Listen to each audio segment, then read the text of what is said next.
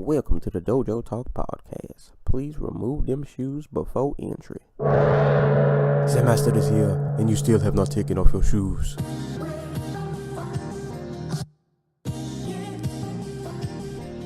Yeah.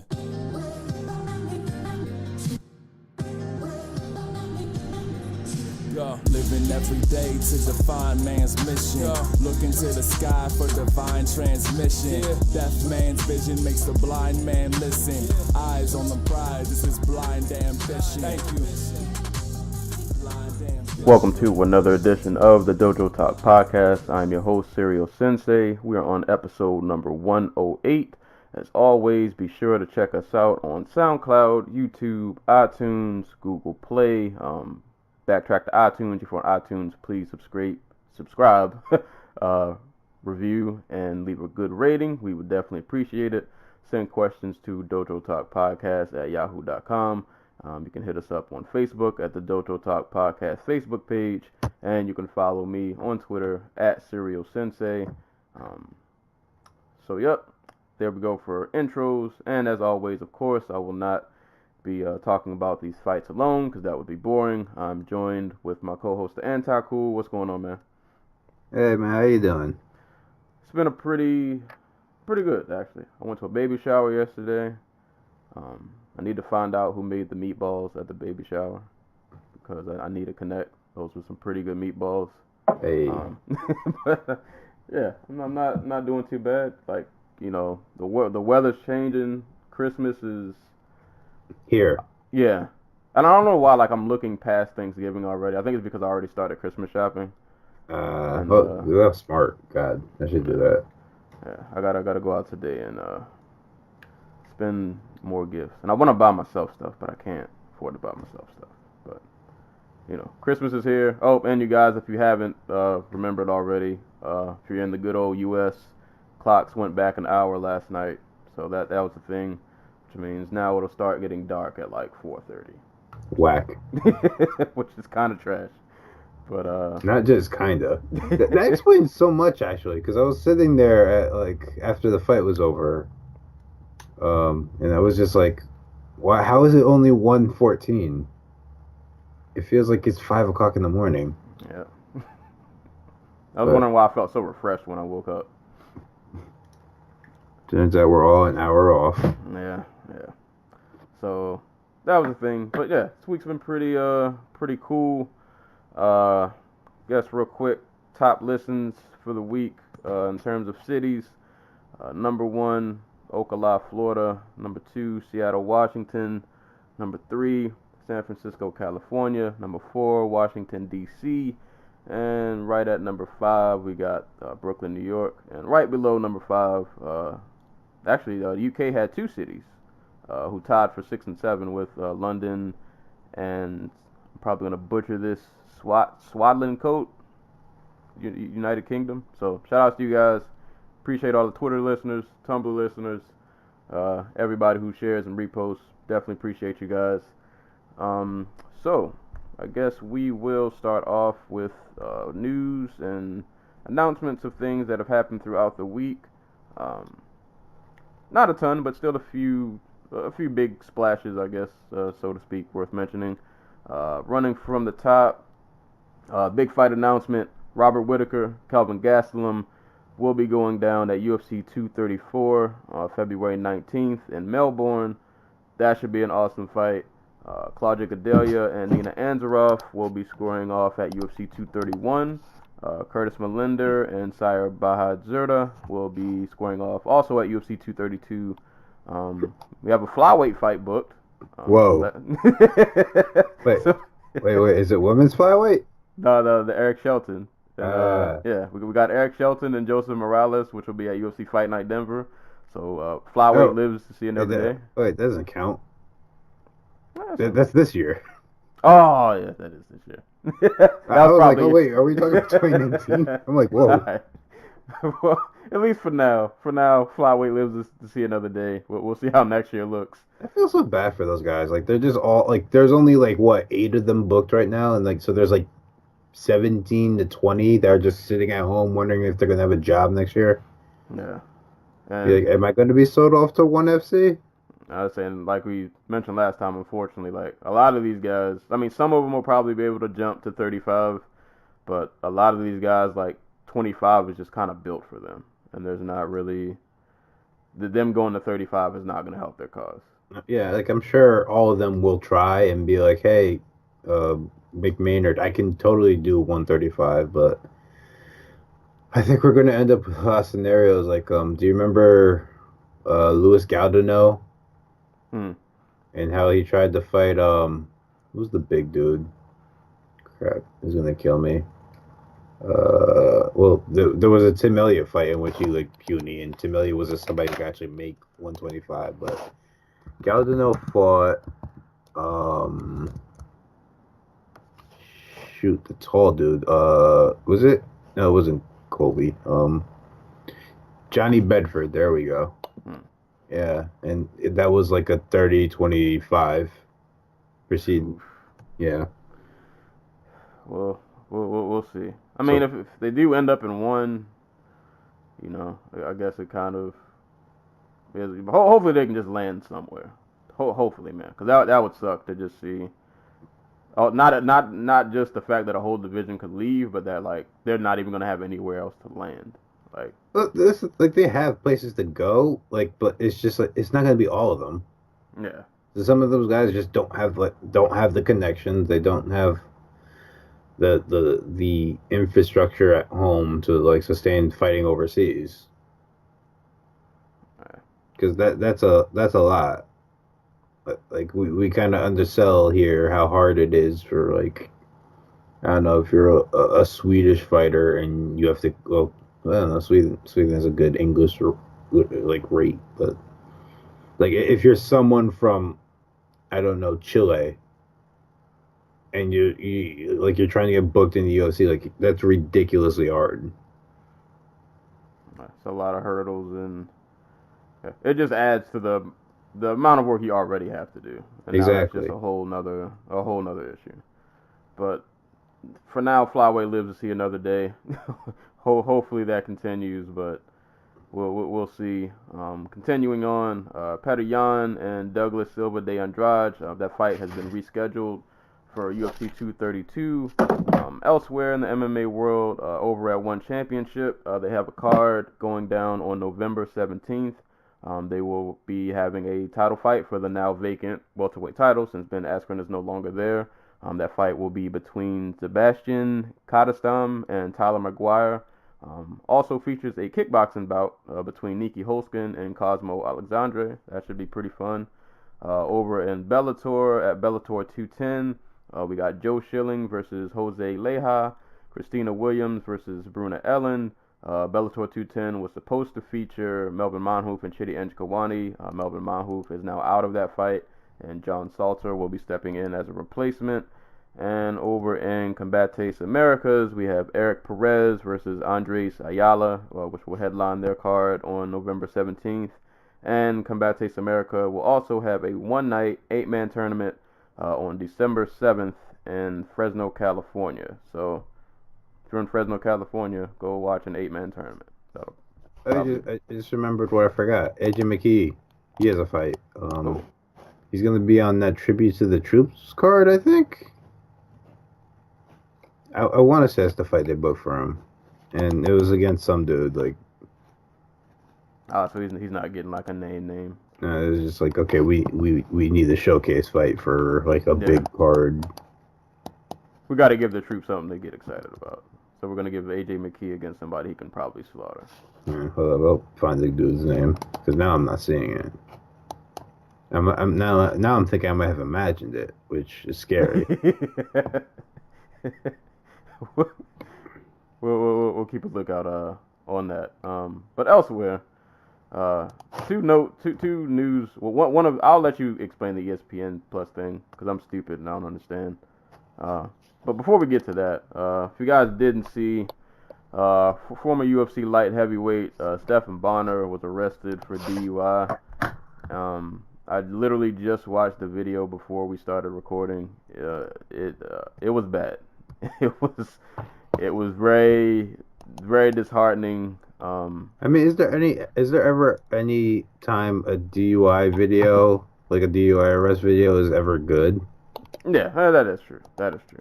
But this one just looked like, I think it just looked so bad because as soon as, well, at least the video I saw, the moment the video started, all you see is Stephen Bonner. It looked like he was KO'd in his driver's seat. Like his head was turned all the way to the other side. He almost looked like he was barely conscious.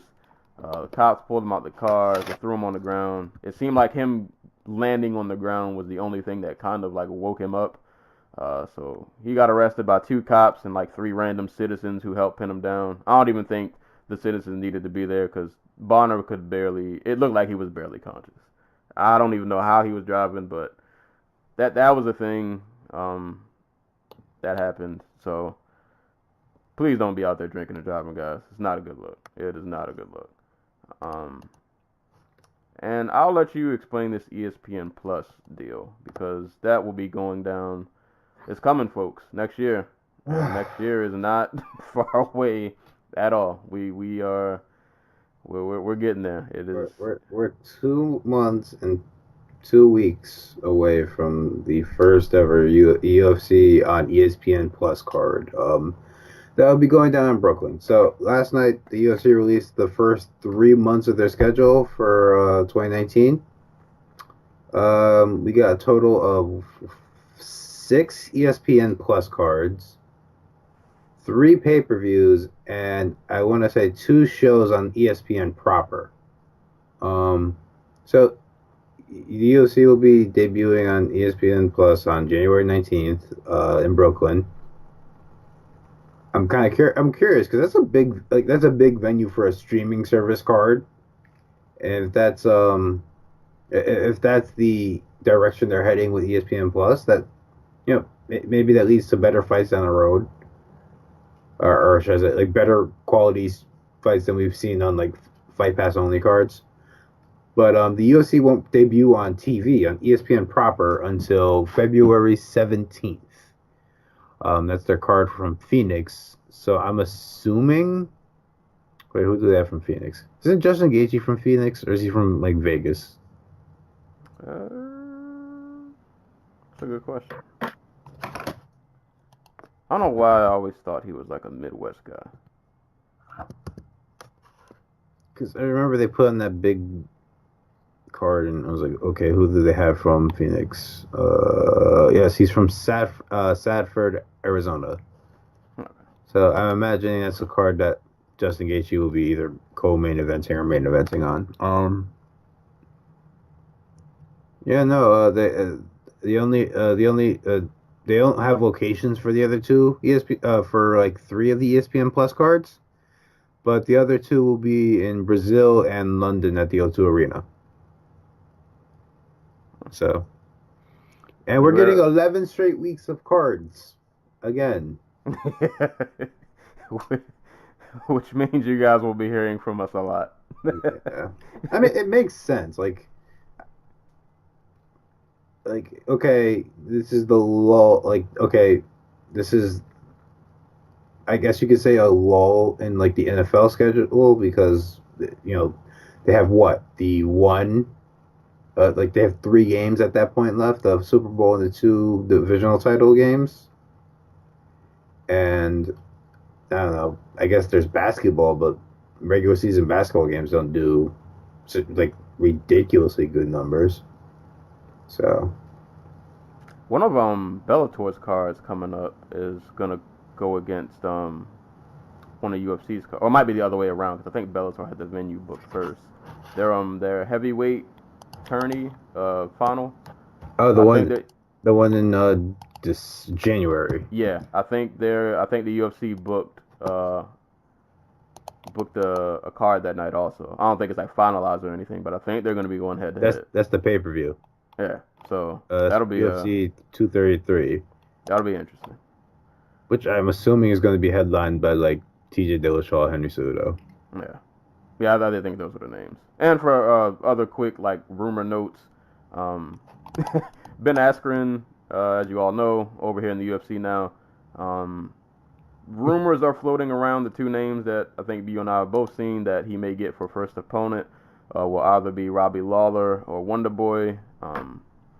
So, and that'll probably won't be until next year. So, just be on the lookout for that. We probably will be. I wouldn't be surprised if we see an official announcement coming soon. It seems like the rumors are swirling around, so that could mean something's brewing around the corner.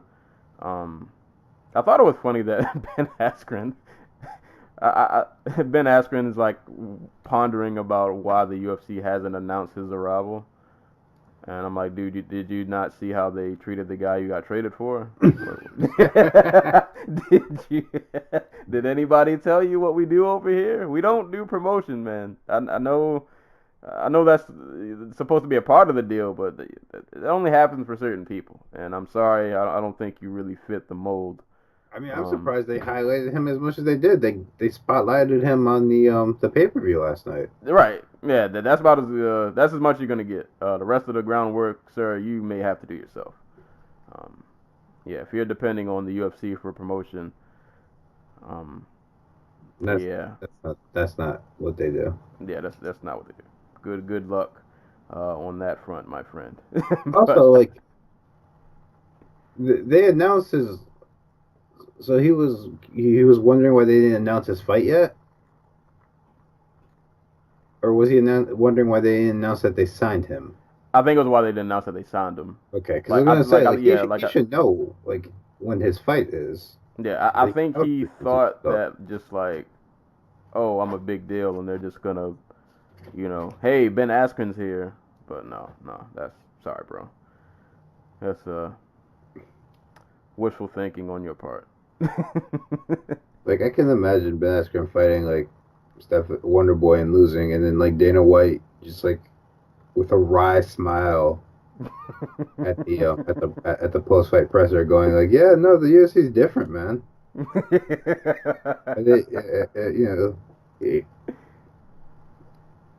Just. I think Dana White still has him blocked on Twitter. Yep. Dude, like I said, I believe wholeheartedly that the only reason the UFC or Dana White traded for him was so that he could humiliate Ben Askren and just fuck him up because he won't stop saying his name on Twitter. We'll see. I mean, the Lawler and Wonder Boy, those won't be easy out. Who do you think he would have a better chance of beating? Probably Lawler. Like, I don't think I have no idea what type of condition Lawler's in. Like the last time we saw him, he was falling apart. So, like he's still a fantastic defensive wrestler. But is he going to really crack with the same power he's had in the past? Mm-hmm. So, I think Wonder Boy's just a weird style matchup for him. I feel like somehow that fight would end up being really boring. I mean, they're both really dull fighters when they're hesitant, so you're not wrong. We'll see. The Ben Askren show will continue, but well, you know what? Before we go along, quick thoughts. Robert Whittaker and Kelvin Gastelum. How do you see the fight going? It's hard because Whittaker is also falling apart seemingly, like, and he's being eaten apart. Like this man, like a year ago, was being eaten alive by like staph. It was destroying his internal organs. I don't know why I laughed. He's a warrior. He'll get through it. Yeah, and then he comes out. He has a great fight against Yoel Romero, and he breaks like his forearm or something. What did he break? Was it just his hand?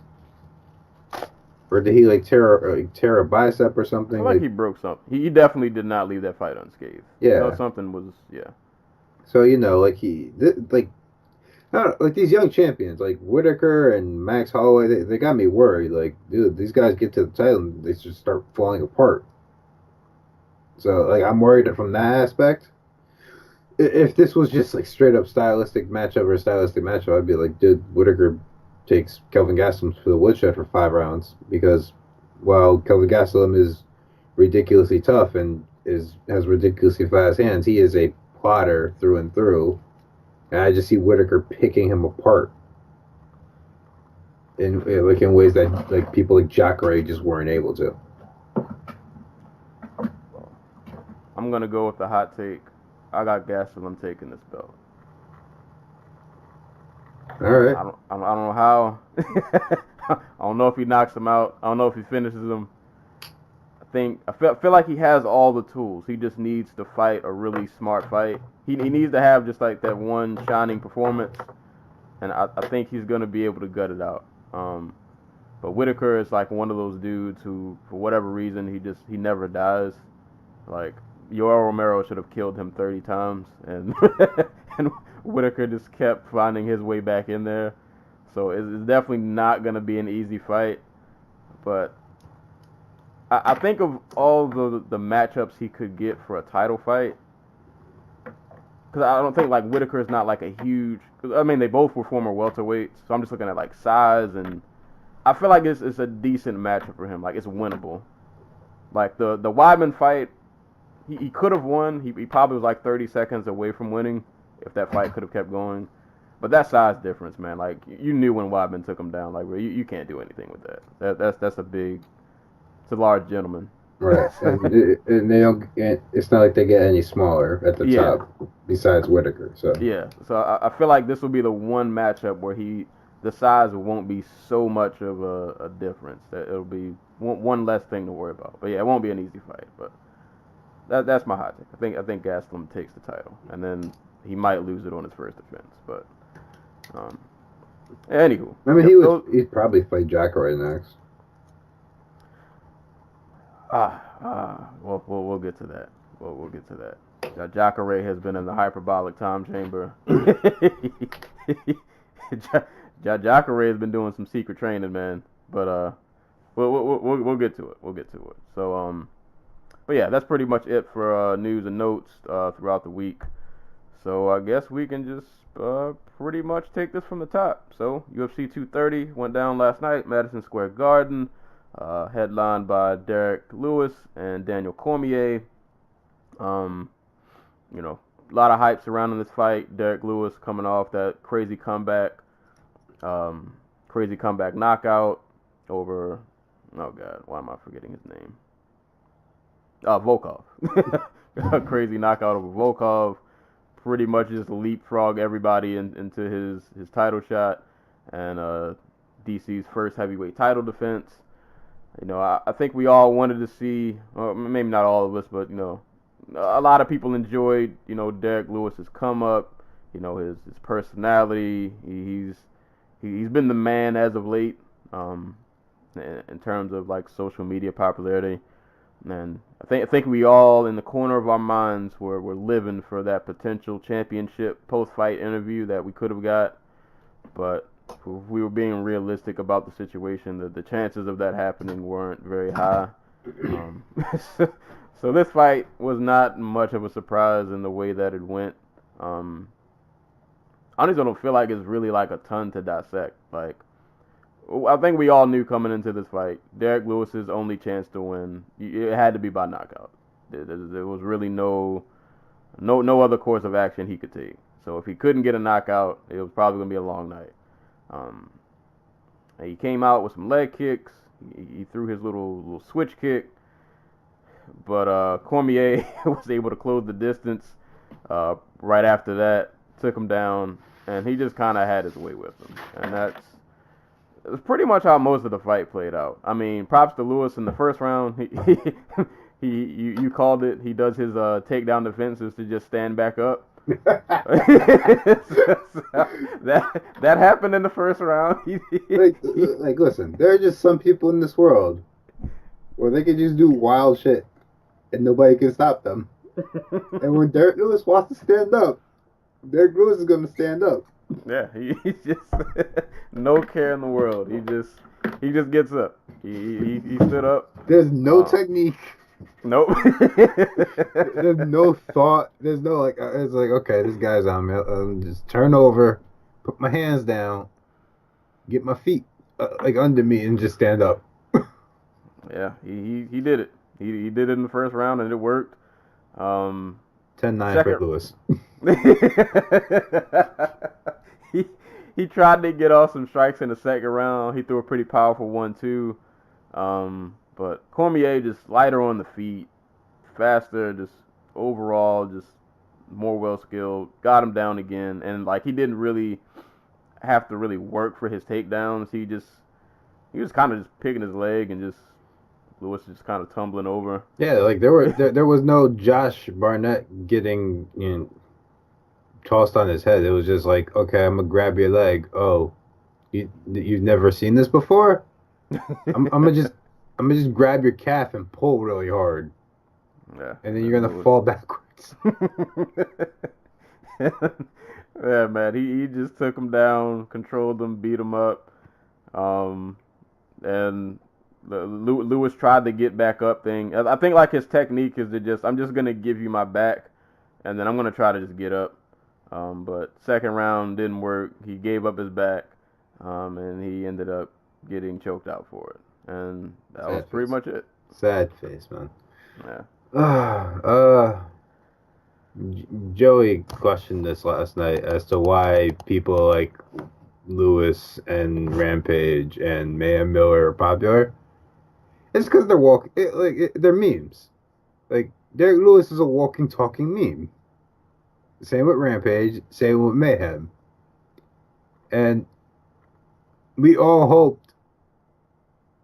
Like we I don't know about you, but like I know somebody like Derek Lewis. Just says whatever the fuck he wants. Like, and it's just like casual about it. Like he's not in your face with it. He's just like what, like, and he'll just go about doing his business like in whatever manner he feels like doing. So like, I get why we wanted Derek Lewis to win. I wanted Derek Lewis to win, even if that means I had to cough up like $80 to get his Reebok kit.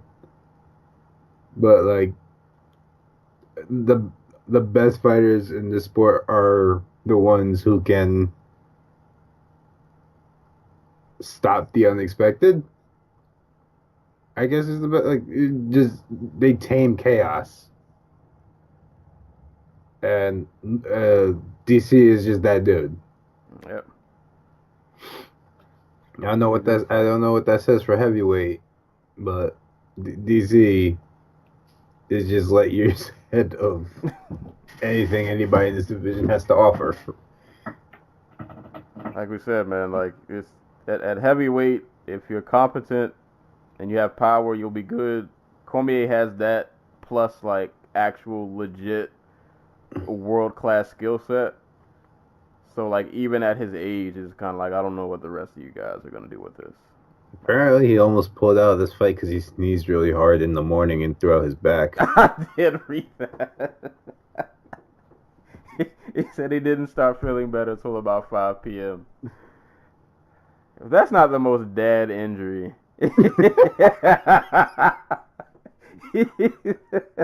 You imagine like he just woke up, he's sitting on like his recliner chair watching ESPN.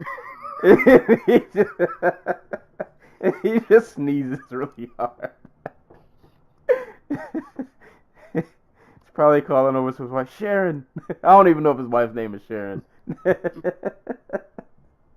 Oh man, I'm glad he made it though. I'm glad he made it. I'm glad he made the walk. But that is the most dad injury I've ever heard. I feel bad for both guys, like a little bit. Like I mean, like how bad can you feel for two guys who probably made upwards of $1 million? But like Dave Meltzer put out a piece about like how this fight devalued the heavyweight title, not because Lewis wasn't like a worthy challenger, but like the UFC calls an audible.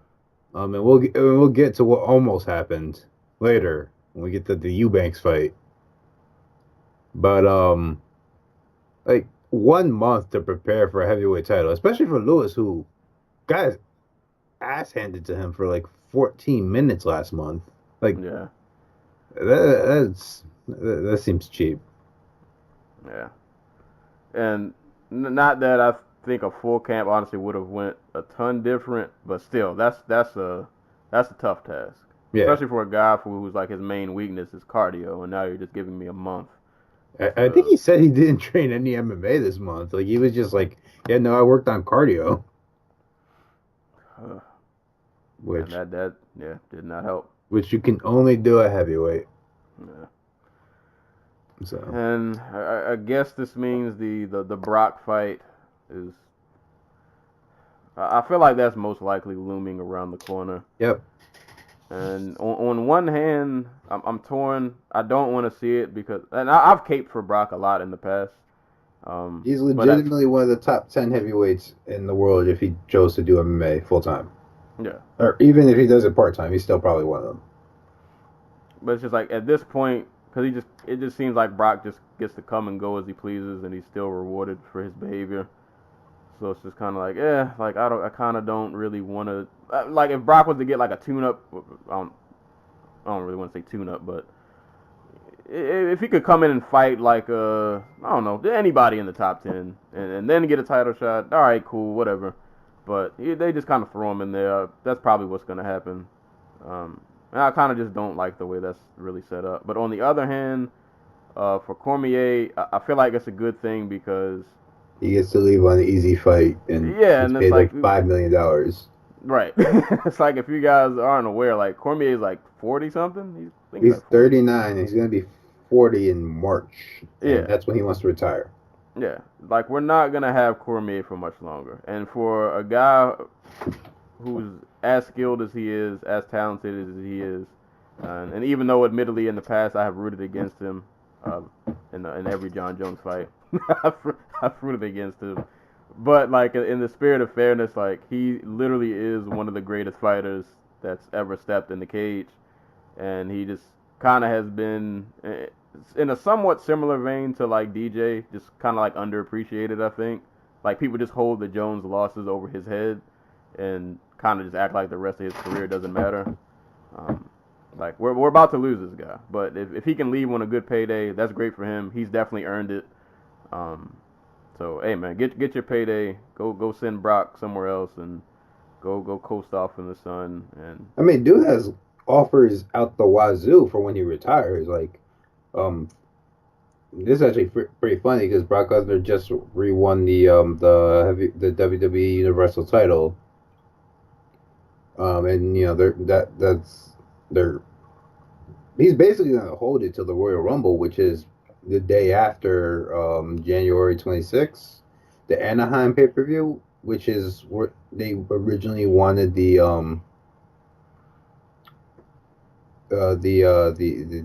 that fight, the DC Lesnar fight. So like it's really funny because like Fox, Big Fox, they just bought SmackDown and they're debuting November next year, something like that, 2019, and they want DC to be commentary for SmackDown. I can see it. I mean, yeah, like he's a lifetime wrestling fan, and since apparently Fox wants a more sports-oriented broadcasting style and story, like and just show in general for SmackDown in the future, that like DC's your best dude for that. And at the same time, like Dana White's talking about, yeah, like DC might be the guy to replace me moving forward. Like he's doing all these interviews and he's really putting over Derek Lewis, and it's just like, wow, it's incredible. Yeah, life after fighting will definitely treat him well. Like he's charismatic. He's like charismatic and fun in the dad kind of way. But like I feel like I don't know about MMA fans. MMA fans are fickle and weird. But I feel like the world at large, like people who aren't like familiar with him, but like if they just knew his personality, like he's a likable person. He comes across like very friendly, but he's smart, he's knowledgeable. He has everything you would want in like a commentator, or like we talked about before we started recording, a guy who you could just plug into a random commercial. Like DC could sell you a car, he could sell you a grill. DC could do a lot of things. DC is going to be out here moving power tools. It's going to be amazing. He's going to sell you those sweatpants. Like DC has a pretty bright future, man. Like I think some of his best years are probably still ahead of him. Yeah, he'll be around for a while, man. He's a very likable guy. He's really smart. He's been around the block, and I could definitely see him like, if he doesn't own like a fight organization, he would be like a good spokesman, a good front man, a good figurehead. Like, that's a dude you want to give a job when he's done fighting. Right. Yeah. You definitely want to keep somebody like that in your company, because he could definitely help grow your sport, help grow your brand a lot. Because I don't doubt for a second that he definitely knows what he's doing. He definitely knows what he's doing. But yeah, man. DC Cormier, the double champ. He now made history defending both titles, which has never been done before. So, or at least in the UFC it hasn't. So shout outs to him, man. Did awesome, pretty much flawless performance, and we'll probably get him for maybe 1 or 2 more fights, and then he'll probably sail on out of here. But good win on him. And Derek Lewis, pretty sure we haven't seen the last of him. He'll be back. Hopefully he's enjoying his Popeyes somewhere.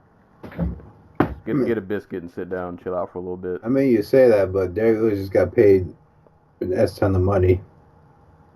He did. He's 39. His back hurts all the time. But I wouldn't begrudge him for leaving. You know what I mean? Yeah, I wouldn't either. He had a nice run.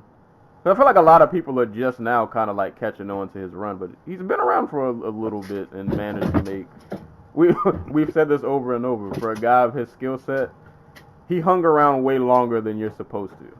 And I don't mean that as a diss, but it's just like he's just one of those guys where it's like you would have thought by now they would have figured him out. Yeah, they'd have figured a way to get him out of here. But no, he's still here. Dude, like his resume is like, even going back to pre-UFC, he's like, this dude beat Jared Rosholt. Like, it's incredible. Like, just, he is, like, he's a fighter that can only exist at heavyweight. Yeah. Let's just be nice about it. But, shout out to both gentlemen, man. Definitely just best of luck to both of them in the future. And hopefully we'll get to see them both back. This co-main event. This for me was like my main event. This was the fight that I was most excited about on this card. And it was placed perfectly because of how the fight before this went, which we'll get to.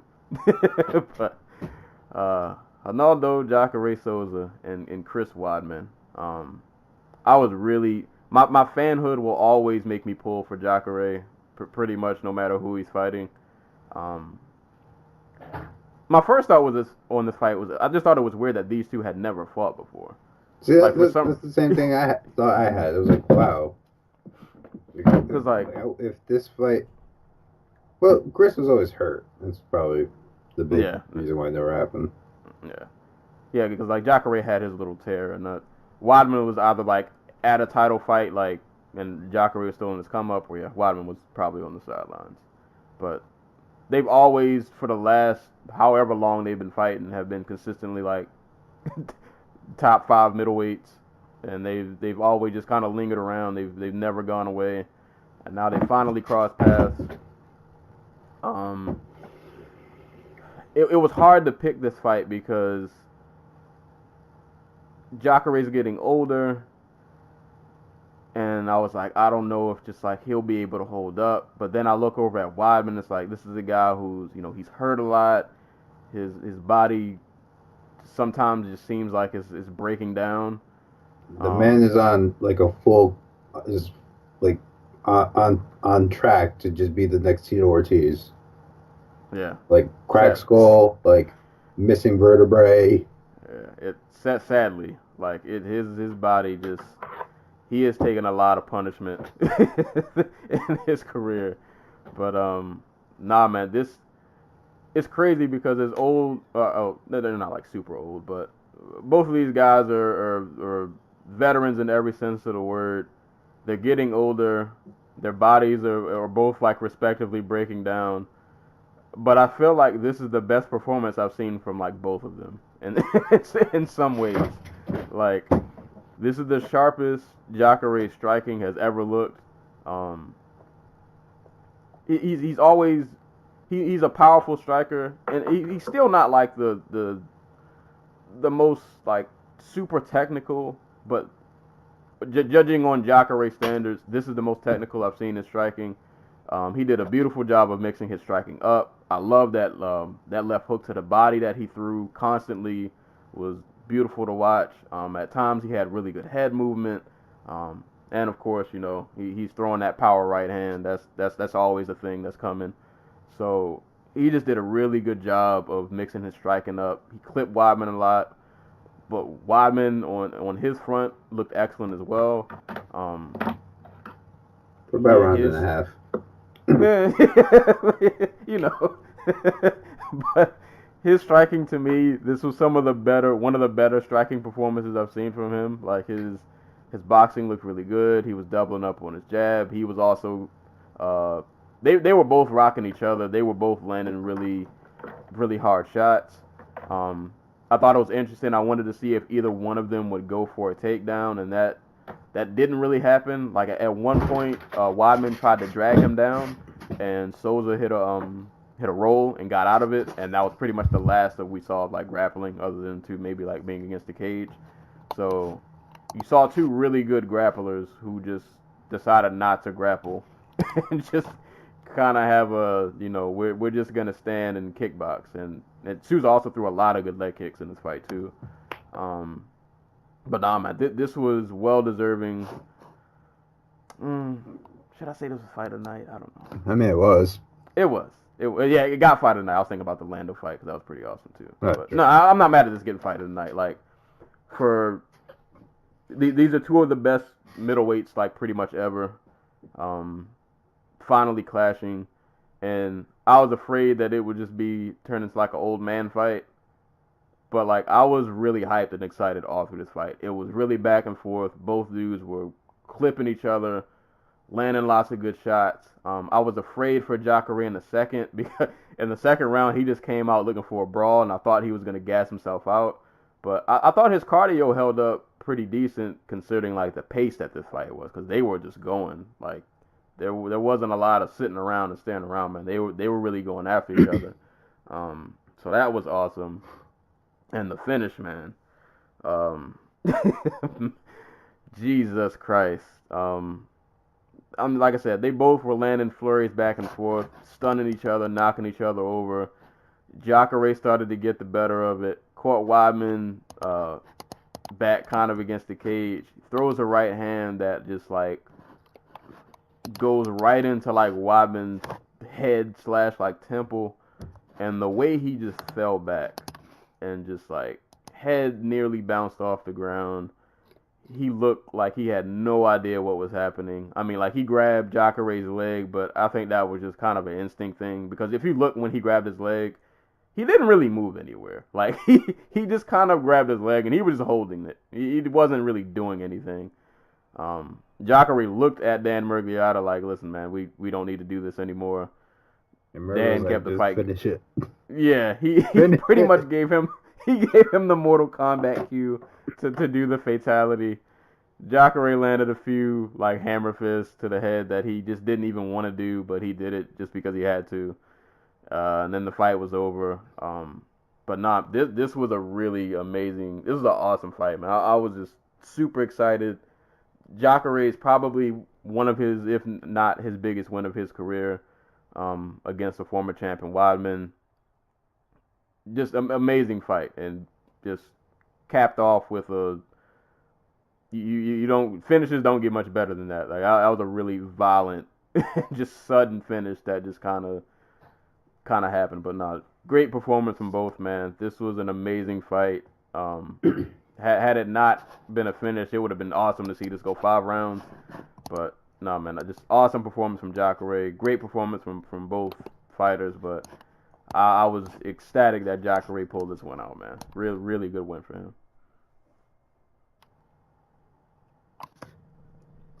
All right.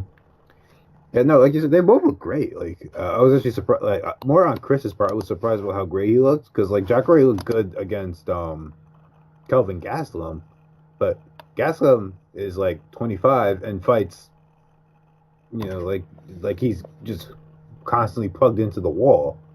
Like there's no restraint on how many punches he can throw and like with the pace he So like I figured Jacare would look better against a guy like Chris Weidman who slows down as the fight went on. I was just kind of worried, like, okay, like how he's gonna be able to get inside. He did great. What he did was in the second round, as he was coming forward, he would throw just like these looping left and right hooks that they weren't really to actually like land. They were just ways for him to get Chris Weidman to cover up so he could go around the head and grab and get on the inside like those body hooks. Just so he so he could actually close distance, actually get Weidman. Like, so question. When did Weidman become like an outfighter? I don't know. Cause, maybe a few body shots and hooks. I don't know. like, cause he the Weidman who fought Machida and who fought Silva was a come forward dude who was just really long, so he would hit you with the jab forward. But like here, he was like on the outside, like trying to, keep Jacare off him. He was doing a really good job of it in the first round. But like, if Weidman isn't setting the pace, he fades really quick. Like that, there were people talking about like, oh, Weidman should retire because his chin shot and X, Y, and Z, and like, I'm like, all of Weidman's, and he's 1-4 in his last 5, and he's been knocked down in all 5, and he's been knocked out in 4 of them, but. All of Weidman's like finishes seem to come when he's just fucking tired, like really, really tired. Like he didn't get knocked out versus Musashi. Like he wasn't out. He was just like, dude, I'm too tired to get back up. I'm going to milk this illegal knee, and then it turned out the knee wasn't illegal. And when he went to go back up, it was just too late. Like against Romero, that's not even fair because Romero hit him with like the hardest flying knee I think I've seen a human being take. Against Rocco, he took 2 rounds of Rocco beating the crap out of him before he actually got the stoppage. So like, I don't think there's anything wrong with Chris Weidman's chin, but his approach to fighting is just going to tire him out if he doesn't get guys out of there earlier. If he's not setting the pace for the complete, like the totality of the fight, he's going to get tired. He's going to be easier to hit. So, like that's why I understand when he fought him, but he was just like, okay, I'm just going to wait for Chris Weidman to tire himself out. But like, you have to actually tire Weidman out, and once you do that, the opportunity presents itself to knock him out. That's why I really want to see him at 205. And that was my thought, like, as I watched this fight, because I was like, this Weidman at 205. Well, in the moments where he was coming forward, he would like double up on his jab, and his boxing was looking good. I was like, you can't tell me that this Weidman at 205 it isn't giving some people the blues, or Exactly. Yeah. Yeah, he'll be up there. Like just another performance that shows like, dude, just go up, please, just try it, just try it, see if you like it. Just I don't get why he's so hell bent on trying to win back the middleweight title. Like, you got it, you defended it 3 times. Try something new. DC's gone. John Jones will probably be gone before long if he wins the title. And like, if Gustafsson wins, like, what are the odds that Gustafsson sticks around very much longer? Or doesn't get hurt and is gone for like a year? No. And I mean, half of the guys up there now were 205ers anyway. Just go join the fray of, former middleweights who are just jumping to 205 and doing big things. Exactly. Yeah, just go jump up there. But yeah, it kind of sucks for him because he was putting on a really good performance, and then it just seemed like that kind of happens for him. Like, he'll start off doing really well, and then he wins the first round of every single fight he's in. Like, he's never lost the first round. He won the first against Romero, won the first against Rockhold, won the first against Gegard. But somewhere in the second round, it just all falls apart for him. Do you think at all it would have helped or would have made a difference if he would have tried or attempted any more takedowns? Or do you think what he did was Do you think he played it smart by just kind of sticking to the striking? I think the worry from his team was, okay, if we shoot on Jacare, maybe we get him down, maybe we don't, but Weidman's going to tire himself out trying. I think that's where he's at right now. Because one of my fears was, of course we all know how skilled Jacare is on the ground, but like Weidman has one of those top games because he's just so strong. I was like, dude, if he gets on top of Souza and he can find himself in like a mount, that might be out of here. But yeah, I'm not gonna fault him for not doing the takedowns. Jacare is one of those guys. I think he's earned that respect. Don't play with that. That could not end well for you. Right. And you might not have even made it to the third round. Yeah, and he was like we said, like, he was having like huge success early with that jab. And the problem is like he didn't really follow it up. He would throw the cross or the right hook occasionally, but it just wasn't enough to keep Jacare from coming forward and pushing the pace on him. Busted his nose up pretty good too. Yeah, no, like he said, it wasn't broken in the post fight, but like it's hard to imagine it wasn't. Yeah, because it was blood. Blood was definitely flowing out of that nose. But nah, man, that if you don't watch any other fight on this card, go back and watch this fight, man. Amazing. As much as we make fun of the middleweight division sometimes, all the tough dads running around. This was a really good fight, man. Like this exceeded my expectations. I didn't think this. A part of me thought this was going to be one of those fights that would be good for like a round, and then 2 rounds later I'd be like, why am I watching this? Because Jacare looks old, and now this isn't fun anymore. But nah, this was amazing. This was awesome to watch, and as a Jacare fan, it doesn't get. Aside from winning a title, I don't think it gets much better than this. This might be the happiest we'll get, and I will take it. But yeah, amazing fight from both middleweights. Definitely go watch that fight. Now moving on to a fight that had the exact opposite effect of what this fight did. I mean, if we're being real, David Branch's best weight is 205. He just doesn't realize it for some reason. Yeah, he's another guy who definitely should have went to 205. Instead, he's like, I want to fight Yoel Romero and Luke Rockhold and freaking Jared Cannonier. Yeah. So, Jared Cannonier, David Branch. Need I remind you guys that I think the first time we saw Cannonier was a heavyweight. So he's now made his way down to 185 pounds. He is a brick of a gentleman at 185. I mean, Branch started out decent. He wasn't really able to inflict like a ton of damage, but he was doing decent on the feet. He was able to get takedowns. He didn't do a lot with his takedowns, but it seemed like he was having a good, like he was just able to execute them. So I was like, at worst, maybe this won't be the most exciting fight, but maybe Branch will just be able to take him down and control him and just kind of get a decision out of it because Cannonier won't be able to stop it. But, eventually, but Cannonier was finding his way back to his feet. And there were just points of caution because when they did throw, you could definitely tell that Cannonier hit harder. And yeah, he ended up landing one of those hard ones, and Branch kind of curled up. He ate some ground and pound. Yeah, he lost. This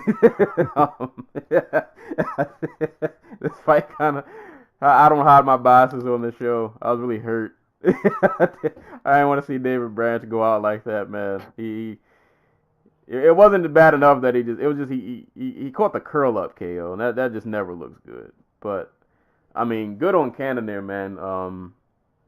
Putting Alaska on the map, man.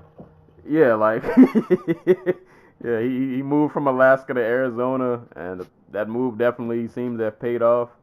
I think he brought his power to 185 with him. Definitely you come down to 85, you fight a top 10 opponent. and you fight like a real vet. Like people, we jokingly joke about Branch, but like if you followed Branch's career, like former 2-weight champion, dude is extremely underrated. He's very well rounded as a fighter. He's been there, done that. He's fought a lot of top guys out there. So to come down to 185, this be your first fight at 85, and to have this kind of performance, especially that you end with a finish, like that's a pretty big deal.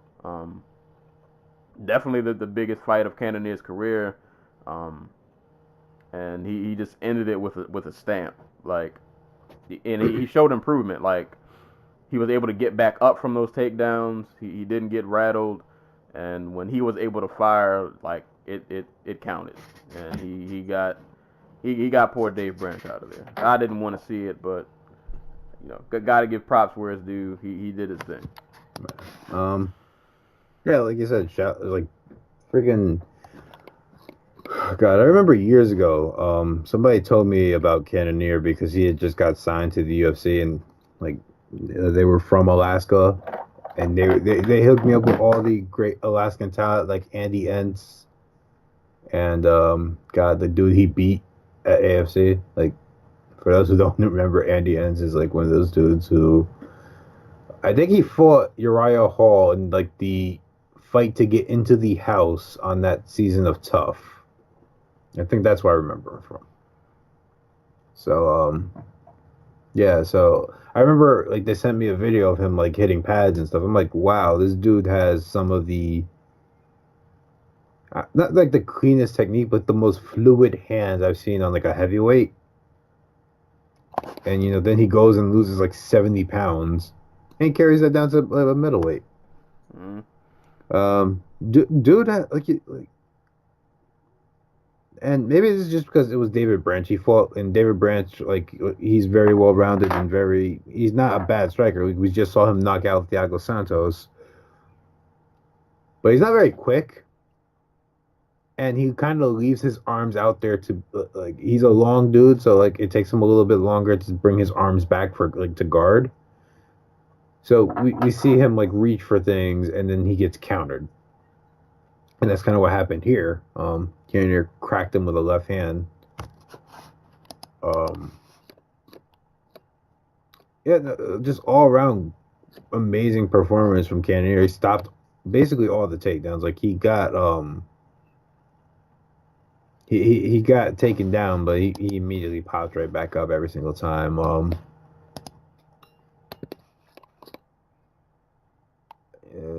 34 years old. I don't know if you consider him a prospect or if he's like I don't know what the age curve is for middleweight. Like the two dudes we just talked about, Chris Weidman and Jacare Souza, they've been in this for a minute, and they just both put on the best performances of their careers in theory, or at least they look the sharpest they've ever had. So maybe Cannonier continues to just grow and round out, and he becomes like a real staple at the top of middleweight. I mean, after knocking out Branch, I can imagine you can't really go back now. Yeah.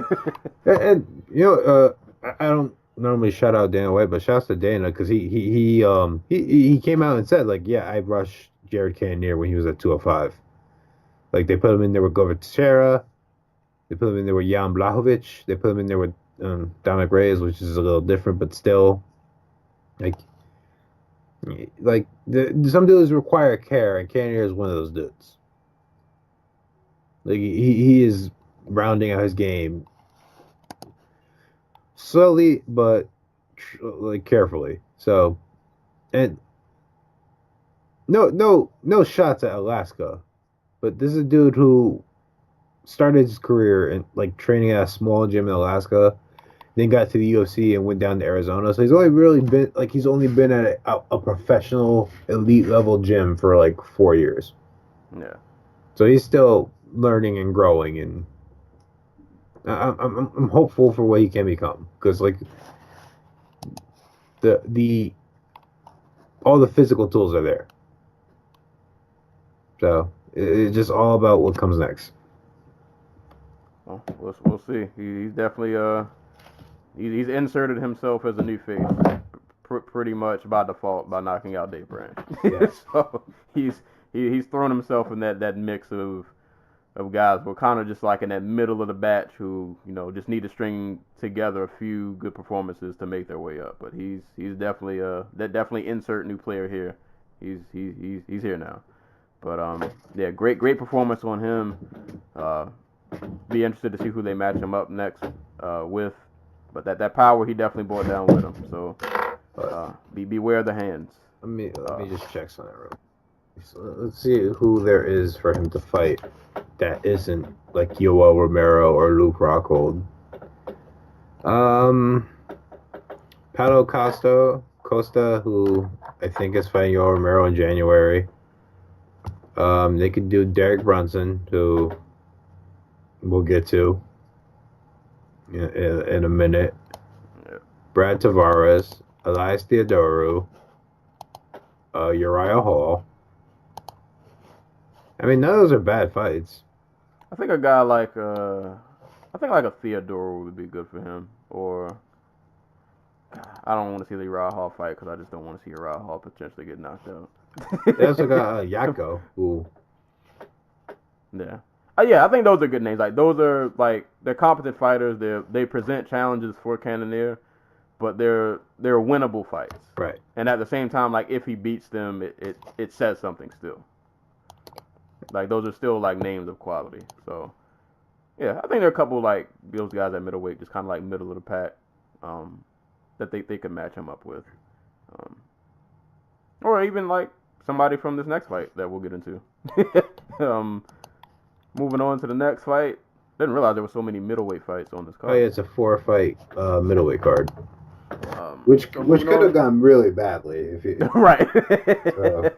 On any other night, this probably would have been a disaster.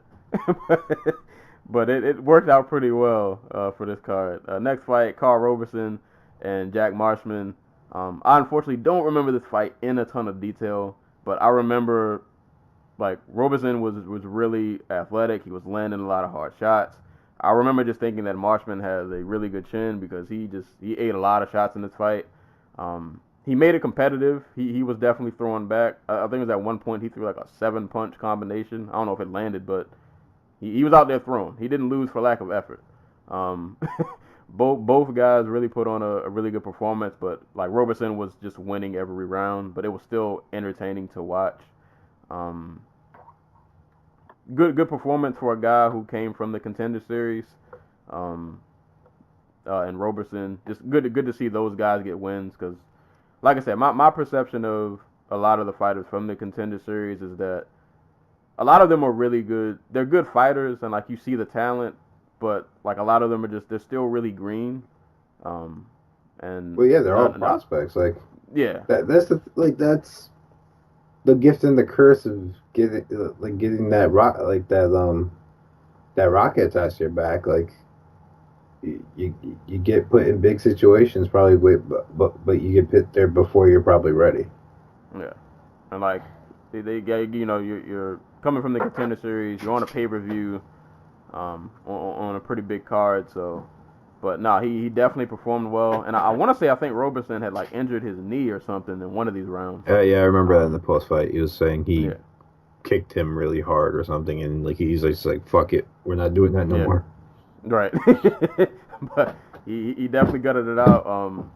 Not for if you want to look at a new face at middleweight, somebody just like I said, he's not gonna be in like a title fight anytime soon, but barring any crazy run he could potentially go on. But just if you want a new face, just somebody to like keep an eye on, who put on good fights, somebody who's athletic, explosive, good striker, pretty good, decent overall fighter. Carl Roberson is definitely somebody to look out for. But yeah, he won a decision over Jack Marshman.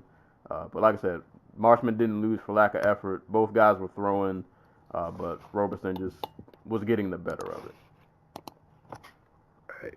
Right. I don't know. I didn't know Roberson was from Jersey, so he's my new favorite fighter.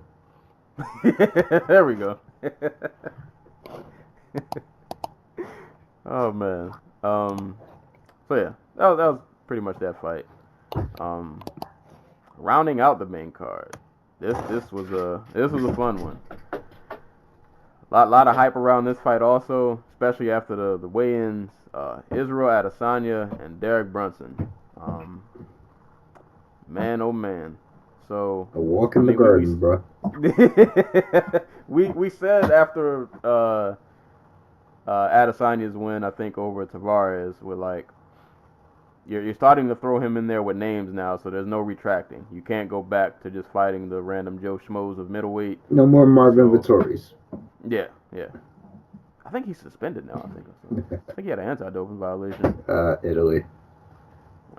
But yeah. So Adesanya's in there with Derek Brunson, another top middleweight, another guy who potentially presented some challenges for Adesanya. Brunson, obviously, he can hit really hard, he can wrestle, and everybody's trying to zoom. Everybody's trying to put the target on Adesanya's takedown defense. So, of course, it's expected that when this fight started, Brunson's going for takedowns. He's trying to push him up against the cage, trying to take him down, trying to wear him out, all that good stuff. But here's the thing, when you fight Adesanya, of course you want to try for the takedown because that's obviously the one part of his game that we all know he has to work on. But the thing is if you can't take Adesanya down, it's probably not going to be a good night for you. Because let's put it this way: if you can't take Adesanya down on your first attempt, maybe don't keep spamming them. But here's the other thing where I knew this was just going to be a bad night for Brunson.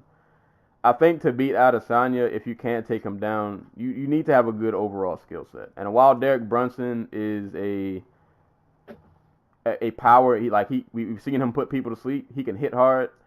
He is not a very technical striker, and we're talking about Adesanya, who was a very highly accomplished kickboxer, highly accomplished martial artist in general. This is a dude who on his feet he does this. He is about this life. So if you're gonna strike with him, you being just a power puncher probably isn't gonna be enough, because Adesanya is a technician, a just very highly skilled striker. And what was awesome to watch about this fight was, like you said, Brunson spammed some takedowns. They didn't work out. When Adesanya strikes, he is and I'm not drawing comparisons, but it reminds me somewhat of Anderson Silva, because I think both of them, they don't throw just to throw. They throw with accuracy. They throw with intent. They throw when they know they're gonna land. Adesanya isn't just out here being super flashy, swinging at air. That knee that he landed wasn't of mistake. That wasn't just some fluke oh, I just threw this up and his face happened to be there. He knew Brunson was spamming takedowns. So I have this little bit of space in between us for this split second. I know he's gonna come in and try to take me down because he knows he can't see me on the feet. He goes for a takedown. I'm going to place my knee right here. Boom. Knee meets face. Brunson has no idea. Brunson's on Square Street. His legs are falling from underneath him. And, I mean, if you look at all of the strikes he landed after that knee, these were all, pinpoint, accurate. I know what I'm doing. I'm going to get you out of here. I think he kneed him. He caught him on the left. Caught him on the right. He stumbled Brunson a number of times. He dropped Brunson, twice. But like I said, if you look at all of the strikes that led to that finish, all of just the knees and just series of punches that he threw, these were all super pinpoint, super accurate, and just all landed really clean. And that last, Brunson had got stumbled down, got back up, got knocked down again, and then I think that was Herb Dean who reffed that fight. Just kind of waved it off. Yeah. And I wasn't mad at the stoppage because I think we all kind of knew where that fight was going. When you get dropped that many times and this guy just kind of effortlessly just lefts, rights, uppercuts, knees, you can't take him down. You keep getting dropped. You don't really have much. There's not much else you can do, man. the game plan you had, you tried, it didn't work, and then he lit you up on the feet, and that was all she wrote. And now Adesanya is 15-0, I think. Something like that. 14-0, undefeated in the UFC. Last few fights have been against much tougher competition. He's clearly showing that he's worked on his takedown defense. His striking is already like top in the division. Not a lot of other guys who are as technical, as accurate as he is. It's kind of scary that he's getting better. That doesn't bode well, I think, for a lot of people. I still think Brunson is, he is a good wrestler. But I still think I don't know. Adesanya's size for some reason still does bother me, because he's one of those guys that I think he's just stuck at 185. He can't cut. There's nothing left for him to cut weight to go to welterweight, and he's definitely way too small to go at 205. So he's just kind of middleweight is just kind of, I think he's just going to be stuck there and in limbo. So the size is just something I think he's just going to have to learn to deal with. But hey, apparently he is. It's working. He's undefeated so far. Size hasn't been an issue. Brunson was definitely like the thicker of the two. It looked like he would be the stronger fighter. But it didn't matter. It didn't matter. Technique just seemed to prevail. And as long as he can keep stuffing takedowns, it's good luck to the rest of you guys. Right. We met. This was some really great matchmaking on Sean Shelby's part. We talked about after he beat Tavares, but like if you're gonna give Israel Adesanya somebody like an MMA fighter, your best bet is probably to give him somebody who's wild and who is recklessly aggressive. And if you really want to show him off, I think we named Derek Brunson as the guy who was like, okay, if the UFC really wants to show him off, and if Israel Adesanya is for real, they should match him up with Derek Brunson, because they'll probably knee him in the head as he shoots for a takedown. I want to say that's exactly what we said. Yeah, and it turned out to be true. We are safely. I'm gonna just say we are safely past just taking Israel Adesanya down as like a game plan. We are into the sphere where he is a real MMA fighter. He knows what he's doing in there. So if you're going to take him down, you have to go in there with a game plan and like with some tactics. Like you're going to have to use your hands. You're going to have to set yourself up. You're going to have to circle. You're just not going to be able to dive in on a double leg and run through it like Marvin Vettori did. Even Marvin Vettori, like he was only able to get him down after like 2 rounds of just kickboxing with him. Like you have to set an expectation and then subvert it if you're gonna get Adesanya down. I mean this fight couldn't have gotten any better for him. He stuffed 8 takedowns and then proceeded to knock him out with less than 10 seconds left in the round. We could be heading to like an all Australia / New Zealand middleweight title fight. Yeah, it's I saw a comment the other day. No, not the other day. After this performance, do you think it's kind of hard to say the whole being a star thing? Do you think they could mold him into a star? Or will he be one of those guys who's like really highly skilled, but he'll just kind of be under? I don't know if appreciated the word, but I don't think the UFC is not going to mold him into a star. If Israel Adesanya is going to be a star, it's going to be a star because he goes and does crazy shit like what he did and then talks shit. You know what I mean? Yeah. Like it is all dependent on him. Do I think he can be a star in the sport? Absolutely. He is young. He's young enough. He is skilled enough. He has everything going for him in terms of just like what it takes to be a star. um, fighting style, personality, backgrounds. Like, I think he can be. It's all contingent on like just putting him in the right places and him winning all the fights he needs to win. Have you seen his show with Dan Hooker? I have not. I've heard good things about it. We haven't watched it yet. I got to check that out. What is it called? Like Frenemies? Something like that? Something like that. Yeah. He seems like he does have those like star intangibles that you would want.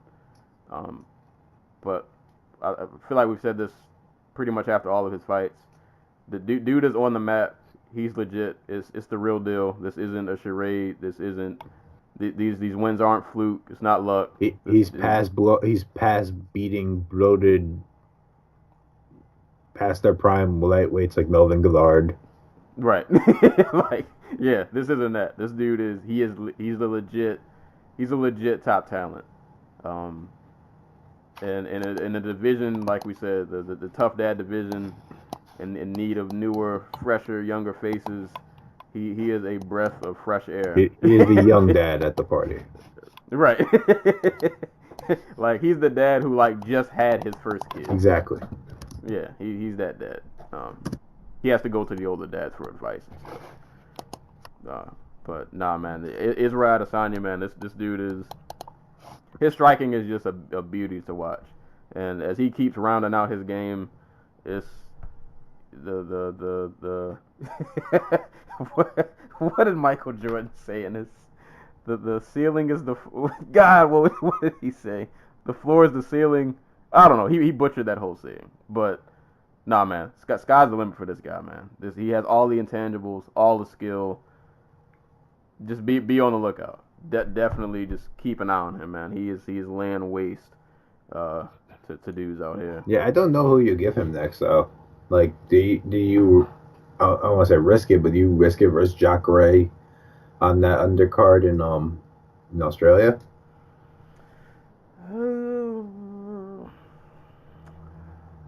Or do you take like a sideways step and you match him up with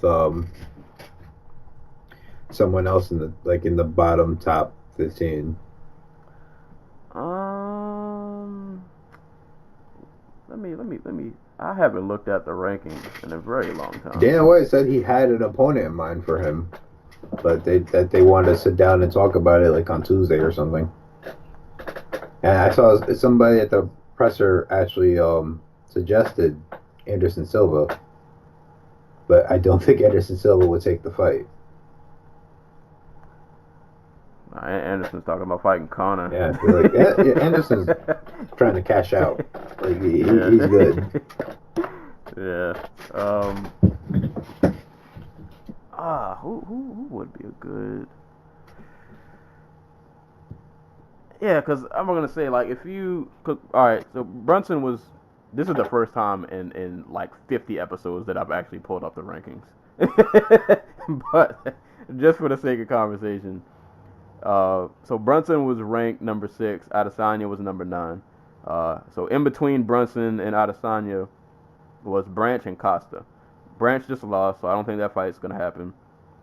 And Costa seems like he's tied to I guess Romero. Yeah. If you go backwards, he already beat Tavares. I don't think any of us care to see Antonio Carlos Jr. Uriah Hall could be a fun striking match potentially. Maybe that fight if you just want to see two guys, because Uriah Hall's not going for takedowns, so that could be just a fun, aesthetically pleasing fight. But outside of that, like moving ahead of Brunson, you had Jacare, Gastelum, who's already in title fight, Weidman coming off a loss, and Rockhold. So, and Rockhold's injured, right? Yeah. Who knows if and when he'll be back? Yeah, so like by default, if you move forward in terms of rankings, Jacare is like the only. Yeah, unless you give him Weidman coming off a loss, but I don't think they'll do that. I mean, Weidman seems to want the toughest fight out every single time, so it wouldn't surprise me if he was like, "Oh, Adesanya in Australia, yeah, I'll totally do that." And I think though the Jacare fight, I mean, he's already super legit, but if Adesanya were to beat Jacare, a guy who we know if Jacare gets him down, that's over. That is a wrap. I think if you sidestep, I'd say Anderson Silva or Uriah Hall. Because these other guys who were ranked, I'm not really interested in seeing him fight, and can't do Thiago Santos. That would have been fun, but he's at 205 now, so I would if you're gonna step backwards or sideways, so to speak, Uriah Hall, because he's still ranked in the top 15. Wouldn't mind that fight, just as a fun striking match. But other than that, I think Jacare, you kind of would. I think that's the fight you kind of have to make. Like, I wouldn't mind if they put him in that that on the Australia card, that pay-per-view. Like, I wouldn't mind if he got like a showcase fight.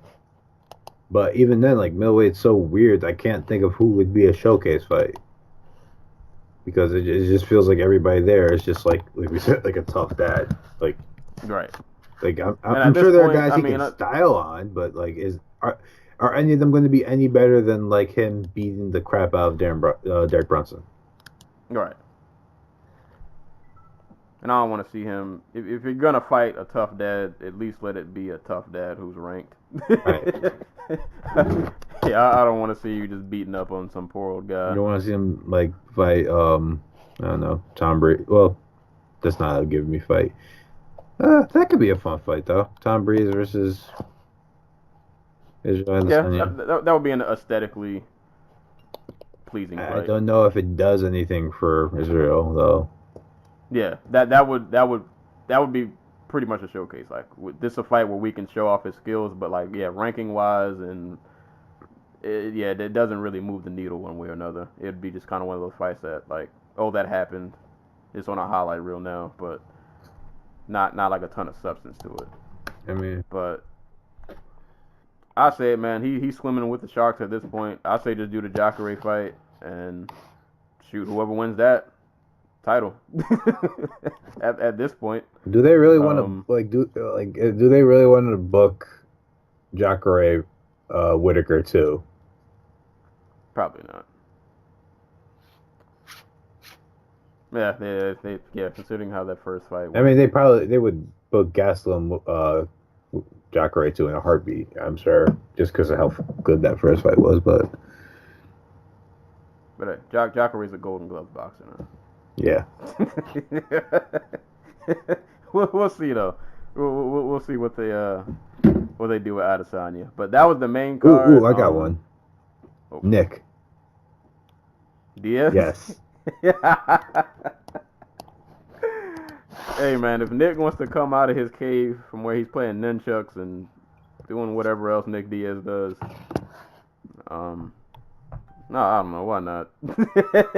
I guess. I don't feel like Nick's not gonna come out for that though. But hey, if they threw it out there, with the way the sport is now, why not? I mean, he's gonna need money eventually, right? Like, I don't know, like how the weed business is treating him. There's got to be some more profitable. If you need I was gonna say freak show. If you need a showcasey fight, that would be it. What was the name of that promotion he started? War. That lasted like one card. Was it? Yeah, War MMA. Yeah, the one card, and Justin Baseman was the main event.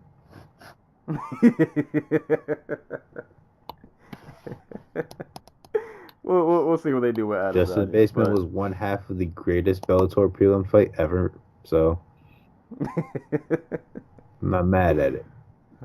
Or MMA, good times. But yeah, man, Adesanya is amazing. So keep an eye on him. Amazing performance. So that was the main card. Main card was really dope. Like, all of these fights were good. There weren't any. The main event for me was a little lackluster, only because I kind of expected it to go like that. There weren't really, like I said, if Derek Lewis didn't like land a crazy right hand within like the first minute or so, I kind of knew how that fight was gonna go. But overall, man, the main card was really great. Lots of exciting fights. It was all finishes minus the Marshman Roberson fight, but that fight, even though it went all 3 rounds, was pretty entertaining all throughout. So really, really solid main card. Moving on to the prelims. Jordan, well, now I'll let the listeners know, I didn't get a chance to rewatch a lot of these prelims, so forgive me. I'm going off my old man memory. But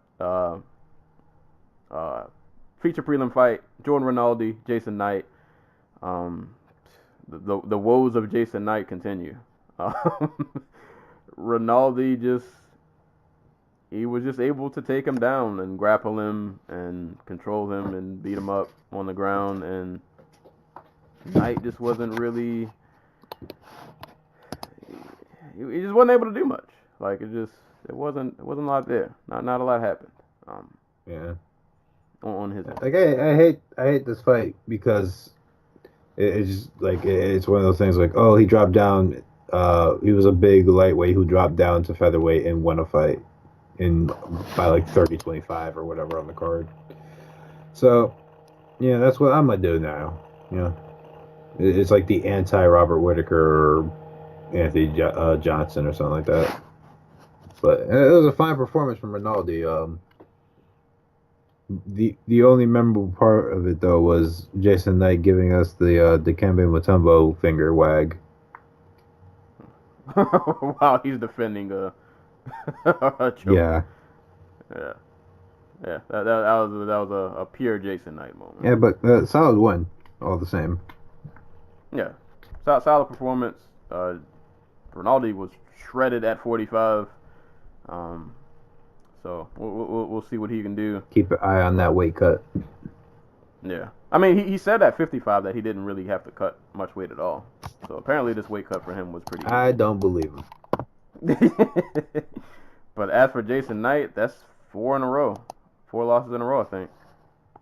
I mean, Yeah, man. Like, Ricardo Lamas threw his careers, bro. Like, I'm sorry. That's crazy because, like, Knight, he started off on a really good tear. And then just, yeah. Like, dude, like, we talk about burnout. Like, he had that freaking battle with Chaz Kelly, and 2 months later, he's fighting Ricardo Lamas. Like, you're asking to burn your dude out. Like, that was his 3rd fight of the year at that point. Like, and not even just that, like, to jump from Chaz Kelly to Ricardo Lamas, like, right. featherweight has enough, more than enough quality fighters to where you could have gave him another fight. Dude, that was his 5th fight in 365 days. Yeah, that's crazy. And yeah, to get Lamas, like there are enough quality fighters at featherweight to where you could have gave him a fight that would have challenged him, and had it not be against somebody who was just so far ahead of him. Like he didn't need that. And yeah, like you said, after that KO, he has never been the same. Mm-hmm. Life changed really fast after that. He didn't look too bad against Makwan Amirkhani, if I remember right. That was a really close fight. Yeah, I think it was a split. Yeah, I want to say. So, but yeah, solid performance from Rinaldi though. Just able to take Knight down pretty much at will. Did what he want. And new guy at featherweight dropping down from lightweight. This next fight, Sijara Eubanks, Roxanne Modafferi. So one of these women was almost like, I don't even know what the hell to explain it. One of these women almost got this pay-per-view canceled, I guess. Right? Because Sijara Eubanks is supposed to fight for the title tonight, or last night, or for this card, and it was supposed to be the main event. And what was the first thing we said when they announced that? Weight cut. Yep. And then here she comes. She comes in at 127.2. So, you know. Yep. Disaster avoided. Thank you, Derek. Derek Lewis should get like double the check. Yeah, key to the city. All that good stuff. Key to all the Popeyes everywhere. Right. He should have a manager key. He can just walk into any store at any time. Even when they're closed, he can just go fry his own chicken in the back. But Disaster avoided. Except for Roxanne Modafferi. Yeah. I mean, for excluding all of the side stories and weight cuts and all of that craziness, like Eubanks is a talented fighter. Like she's really strong. She hits pretty hard. I don't remember a ton of this fight in super detail, but like there's something there. It just seems like she's. I hope she's not just on that path of she'll be one of those fighters that was pretty talented, but just due to I don't know if you want to call it lack of discipline or whatever issue she has outside of the cage. You would hate for that to be the thing that'd be like, oh, that's why you never really made it because you just couldn't. Well, the issue is she's fucking jacked. Yeah, she's big. She's like she's only 5'3", but like she is. She like I don't look at her and think, oh my god, like she didn't train for this fight. I look at her and think, oh my god, this woman could probably compete at 135. And needless to say, that's probably what should be happening for her. Yeah. And the thing is, like, if you look at the way in moments of this fight where she can just kind of push people around, I don't think at 35 she's giving up like a ton of size. No. She's still gonna be pretty powerful at 35, and I think she's skilled enough to. She'll be able to hang with him. I don't know how far she goes at 35. It's worth noting. Like, she is 33, 34 years old.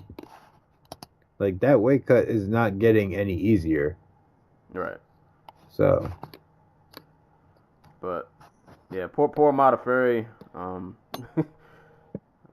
mean, she still took the fight, regardless of all the weight issues and all that stuff. But, I remember her eating some hard shots. She got taken down. Knocked down once. Yeah. Eubanks put it on her. She definitely put it on her. But yeah, it's just like after one of these performances, like it's a solid performance from Eubanks. But after the fight is over, you just kind of left wondering like how much does this really mean? Like where does this really go from here? Because I can't imagine that at 125 that you're not getting any title shots anytime soon. That's out the window. That is, I thought they pushed Montano to the back of the line. They probably pushed you back even further. You're not in the line. You're like outside of the building. She probably would have got the shot afterwards, or something like that, like a big fight. But like you can't make weight. Yeah, and it's you can't make weight, and it's not like you're coming close. Bro. I would say not even that. Like you're not you don't get the Darren Till treatment where the UFC really believes in you and they want you to be champ. So they just kind of overlook your mishaps. Right.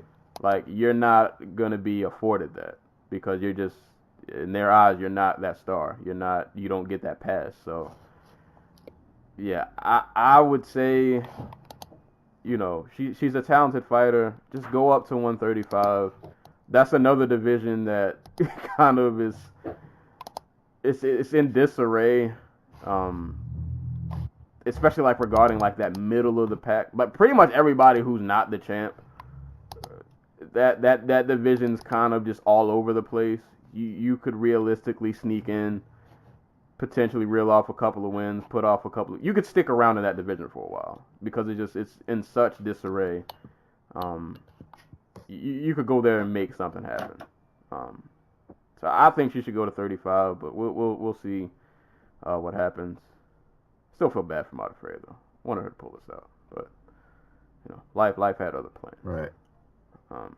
But that fight happened. That was the thing that happened. But congrats to Eubanks nonetheless. But go to 135, man. Don't become a casualty of trying to kill yourself. Because you had like kidney failure, I think, in one of her other weight cuts. The one that was for the title. Yeah, like that's when you're getting kidney failure trying to cut weight. That's a sign. That's not a good look. Not a good look at all. But she beat Modafferi by decision. Pretty much swept the cards, 30-27 across the board. Moving on to the next fight, the bloodiest fight of the evening. Probably the year. Shaman Moraes and Julio Arce. I posted on Twitter like a day ago. I was excited for this fight because I was a fan of Moraes and when he was in World Series of Fighting before they became PFL. Moraes' only losses in his career was to Marlon Moraes and Zabit, which Zabit turned out, well, we've seen what Zabit is. He's kind of a freak. And Marlon Moraes, I believe, will be the future bantamweight champ. But even at that time, Moraes was a top bantamweight in the world. So it's not like those losses were anything to be ashamed of. I think he's a pretty fun fighter. He's a really powerful striker. Puts on really good fights. And this was another one of those entertaining fights. He won via split decision. He rocked RSA a couple of good times. Dropped him a few times. RSA spent the whole second half of the first round on Moraes' back. Just like trying to choke him out. He did a really slick move to like jump on the cage and like take Moraes' back. That was really, really slick. The way he pulled that off. And then he just kind of hung around like a backpack. Tried to get the choke. Didn't get in the first round, but he was clearly trying to work takedowns. Moraes was trying to throw hands. I can't remember which round, but Moraes caught him with an elbow, like right on the line of his head, and blood flew everywhere. Like, and I don't mean like, it wasn't just like, oh, it's trickling down. Like, no, this blood was, it went from like a miniature cut to now the blood is all the way down my shoulder and back within like 5 seconds. Like, Gushing. it was, yeah, it was bad. That was one of the bloodiest fights you'll see all year. But they had a fun. The worst part about the elbow was it didn't do, like, if you were watching it like in like real time, it didn't look like it hurt him that much. It just cut him right the fuck open. Yeah, because it's not like he didn't even get like stumbled or anything. It was just one of those, we're clinching, and I'm just gonna hit you with a quick elbow, and it just happened to. Apparently he had a second one on the back of his head. Yeah, he had blood from the bottom of his hairline, like I don't even know how you get cut back there. Like what happened to you? But no, this is a really entertaining fight. They had a fun back and forth. But like I said, Moraes was able to drop him a couple times. It was a close fight, but Moraes won via split decision. I like Moraes, man. I don't think he's gonna be like a champion, but I just think he'll be a guy at featherweight who. He'll be able to stick around. He'll give you some fun fights. He'll give you a few highlights every now and again. But I like his game. I was glad they brought him over from World Series of Fighting because I thought he was one of their better fighters. So I was happy to see Moraes get the win. But yeah, this was a really bloody. It was a bloody contest. A very, very, very bloody contest. Yeah, I'm kind of sad that they didn't get the fight of the night. Not because they deserved it any more than like the Frivola, Venata, or Weidman, Jacare, but like Shane Moraes is like a world class striker. Like he's fought, I don't know if he won, but he fought at like Lumpini Stadium, which is basically, I don't know, like the UFC of Muay Thai. Like that's the closest comparison I can think of. And there's a dude who was driving Uber for like 2 years because like the UFC didn't want him, and for whatever reason World Series of Fighting was just having trouble getting him fights, or wasn't even trying to book him or anything. So it's that's life-changing money for some of these guys on the undercard. But as for the fight, it was tremendous. Moraes did a great, like, Arce, for as good as he is, like, the one thing that he does that it was what cost him here is he will just sit at range with people and expect to beat them in the sharpshooting contest. And Moraes was more powerful, a little bit quicker, and more disciplined. Like he the straight rights down, like that's what hurt. That's what dropped Arce twice. The right hands down the right hands down the middle. Which is funny because that's how he drops people. Open guard, orthodox for southpaw, just spam that left hand. Like Rogan and commentary were like, why isn't Arce trying to take Moraes down? And I'm just like, have you seen them like get into clinch exchanges? Like Moraes is just way stronger. He got his back in the first round though by literally like climbing up and jumping off of the cage, which was really neat.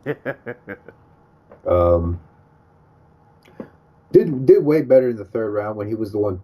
He was pushing Moraes back, feinting a lot more, getting him to react, and show the right hand. If he had done that earlier on, he might have taken another round on another judge's scorecard and got the win. But uh, a good performance from both sides. Yeah, so definitely will give that fight a watch. Like I said, I really like Moraes' game. Somebody who I think will put on a lot of fun fights in the future. Somebody hit striking. There's always a market. For sure. Guys like that. If there's a dude you can stick on a card in the Northeast or a card in Brazil, and he's just always going to produce a fun fight. Yeah. So shout outs to him. Moving on down, rounding out the Fox Sports prelims. Lyman Good and Ben Saunders. So I don't remember much of what happened in the beginning of this fight, but it was funny because when I saw this fight matchup, I was like, boy, this is like the most veteran fight you can make. Boy, this sure is one hell of a Bellator welterweight tournament final. Right. Like, this is definitely a Bellator fight from like 2008. Whenever I first started watching Bellator, this is straight out of that. 2012, 2013. Yeah, this is back when like Ben Saunders was fighting Lima all those times. Like this should have happened back then. But yeah. So Bellator transported its way to a Fox Sports 1 card, or Fox Sports 1 prelims. But man, Saunders was trying to work the clinch, be lanky with his knees. He is really good in the clinch, but he fired off some knees. According to him, I guess he thought he had Lyman Good hurt, but that did not happen. And while he was firing off knees, Lyman Good was throwing uppercuts, and he threw them repeatedly and often, and he just threw them until Ben Saunders tumbled backwards, ate some ground and pound, and then he died. And Lyman Good walked off in the sunset and got a pretty emphatic win. And I couldn't help but think after that KO, Saunders, man, he's been around the block for a while, but I don't know, man. I've been saying for a while that Ben Saunders fighting makes me uncomfortable because every time he gets hit, he looks like he's on death's door. Yeah, and this was this was one of those. This was no different. Yeah. Good for Lyman Good though, man. Like, for people who haven't followed his career, like, he's been around for a while. Going on 13 years of fighting. Yeah, and like, if you look at a lot of his losses, which honestly aren't like many, a lot of the ones he's had maybe within like the last 5 years or so have been to like pretty good names. Like back when he was in Bellator, and this is dating back to 2010, but his Bellator losses were to Askren, Rick Hahn, who I guess for all purposes was like a top guy, and finish. I'll go back to that. Let's say Askren, Hahn, and Koreshkov were his losses in Bellator. And then in the UFC, he had the loss to Zaleski, but we know that was a close ass fight where I thought he won. So yeah, so for all intents and purposes, like, Lyman Good has been around for a long time. I didn't think he would. His UFC career has gone like a lot better than I think I probably gave him credit for. Like, I mean, it's been short. He's only had 3 fights in the UFC, but like you said, he's been in the UFC since 2015. Yeah. I get, it doesn't seem like that long because he's only fought 3 times. Yeah, no, like it doesn't seem that long, but like he's put on good performances like every out. Like, even like I said in the loss to Zaleski, it wasn't like it was a wash of a fight. So I don't know if I've told this story, but like, so I've said this before. My aunt used to be on the Tiger Showman's fight team. Like, she was a pro fighter. But so if you look at Lyman Good's record, after he wins the Bellator welterweight tournament, there's like a year gap in where he just doesn't fight. He actually tore his rotator cuff. I think that's what it was, something like that. Or so how that happened was one day in training, I guess him and the boys were going too hard, and his shoulder popped, like it came out the socket, right? So, in that situation, what do you do? Probably should stop. Right. But he didn't. Well. Well, I don't remember which Steven Seagal movie it was, but apparently there's a Steven Seagal movie where he also pops his shoulder, and to pop it back into place, he runs shoulder first into a wall until it's fixed. So, what do you think Lyman does? Hey man, only the strong survive. So he ends up like just tearing his rotator cuff, like, and he's out for like 15 months. According to my aunt, like, he was just never the same again after that. Because if you go back and watch like his early fights, it's him literally just running through dudes, and not like he was forced to just slow down. Like he doesn't have the same output he used to, and the reason, like, if you go back and watch that Rick Holland fight, he looks shot. Like, I was ready to, like, at that point, I was thinking his career was over. Like, I'm actually shocked he came back and had as good as a run as he did. Because he looked like not shot in the sense that, like, he wasn't physically there, but, like, shot in the sense is, like, when guys get touched and they look like they just shut down. Like Francis Ngannou versus Derek Lewis. He looked like that. Ooh. Not as bad, but like, okay, this isn't the same guy, obviously, from 3 years ago. Right. So I'm really happy to see him, like, 7 years later, actually still not only having a career, but picking up wins and getting, like, fight night bonuses and stuff. Hey man, good on Lyman Good. Been around the block and he's still here, knocking dudes out. He's only 33. That's crazy. Right. It seems like it seems like he should be like 38. Like I feel like I've been watching him fight for a long time.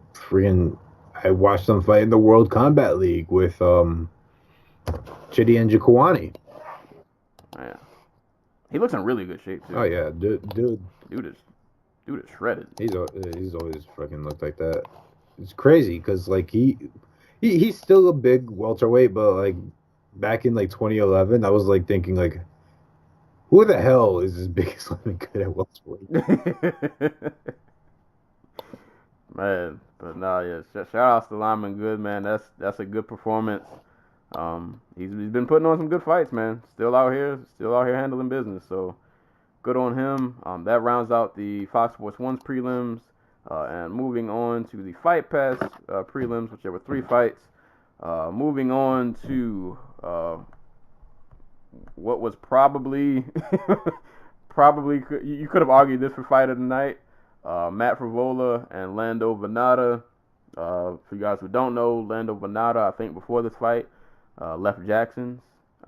Ironically, I think he went to Cerrone's Ranch, which if you've been following that whole, situation. But yeah, man, this was a a crazy back and forth fight. Venata came out like really measured. Wasn't like super reckless, or as wild as we seen him. I mean, he still was throwing that spinning back kick and wheel kick, all kinds of wildness, but he was being a lot more like patient with his strikes. But Frevola they both were game. Like, they both were throwing back and forth. They both hurt each other. I think Venata caught Frevola with a head kick in round 1. But by the end of round 1, I think Frevola ended up dropping him too, or he at least stung him one really good time. And they just kind of like alternated, because I think in the second round, the second round was more Venata. Venata really poured it on him in that second round. I think he dropped him a couple of times. Like I said, he was just being really like economical with his striking, even in the moments where he would have Frevola hurt. He wasn't rushing in like crazy to get the finish. He would go in for a flurry, but if the finish didn't really like materialize, he didn't try to force it. But nah, man, they were going back and forth. Venata put it on him in the second round. I actually thought that Frevola was going to get the nod because I think, like I said, Venata started off the first round with a head kick. But I think I gave Frevola like the rest of that round because I think he hurt him by the end of the first. And I felt like he had more output. The second round I gave to Venata because he was pouring it on Frevola, man. And props to Frevola for he has really good recovery because he got rocked a couple of times and was able to like recover and just look really good after what seemed like he was about to get put out of there, and he would still like him out comebacks, land his own good strikes. So I think I gave the second to Venata, and then I think I had edged the third to Frevola because I just felt like Venata was really good with like being patient, and he was like the aggressor. He was the one like kind of walking Frevola down, but I don't know. Stats may prove me wrong. I didn't feel like he was throwing as much. I felt like Frevola was more active. And then there was a flurry within like the last 20 seconds where Frevola kind of tagged him. And I thought Frevola was actually going to get the nod, but it ended up being a draw. Scores were 29-28 and then 28-28, 28-28. So I'm not mad at the draw, though. It was a really, really close fight.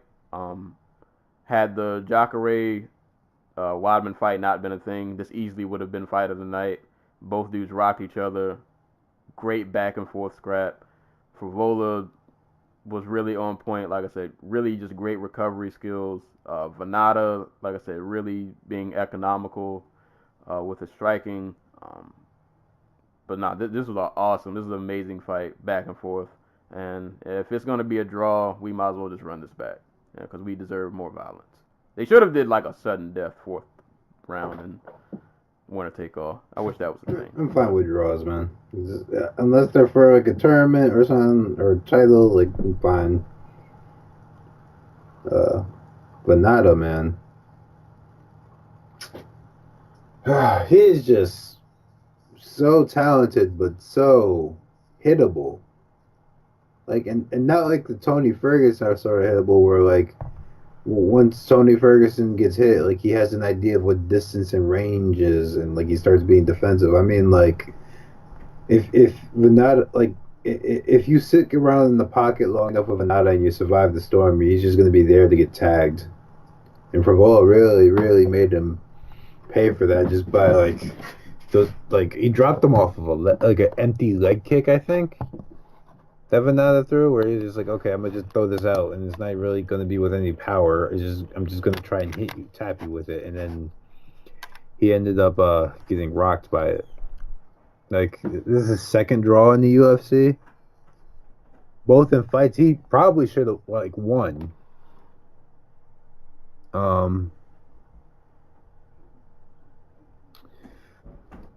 Like you said, it was one of three contenders for fight of the night. Like, I can't say that Venata leaving Jackson's was a bad idea, mostly because like I wasn't seeing the growth I needed to see out of him while he was there. So I don't know if Cowboys Ranch is really a better place for him. But shouts to Matt Frevola, who probably was definitely like the B side here, coming in and fighting to a draw. Just really hard fought. Like, there's only like his seventh fight, I think, seventh or eighth. Yeah, I feel like his stock kind of raises. Like, Oh, dude, absolutely. Like, there's a dude who got knocked out by Marco Polo Reyes in his last fight. And then comes out, puts on a draw, and like I said, you could have argued that he may have won this fight, but it was that close, and he definitely, had as many good moments as Venata did. Every time I watch Venata fight, I just wonder, like, in hindsight, was the Tony Ferguson fight, was that maybe like a bad thing? Was it bad that he had such a good performance in that fight? And maybe like his career just like kind of got rushed. Yeah. I can't help but think that like maybe something he would have progressed different if he just would have I mean, you can't really fault him. Like, he got called up on short notice. You know, why not take that fight? And I mean, he almost won it. Had he won that fight, who knows? We could be talking about a whole different thing right now. But it just almost seemed like his career was too much too soon, and then he just like he's been playing catch up this whole time. Yeah, like how long has Fanat been fighting? Like, he's been fighting for like 6 years. All right.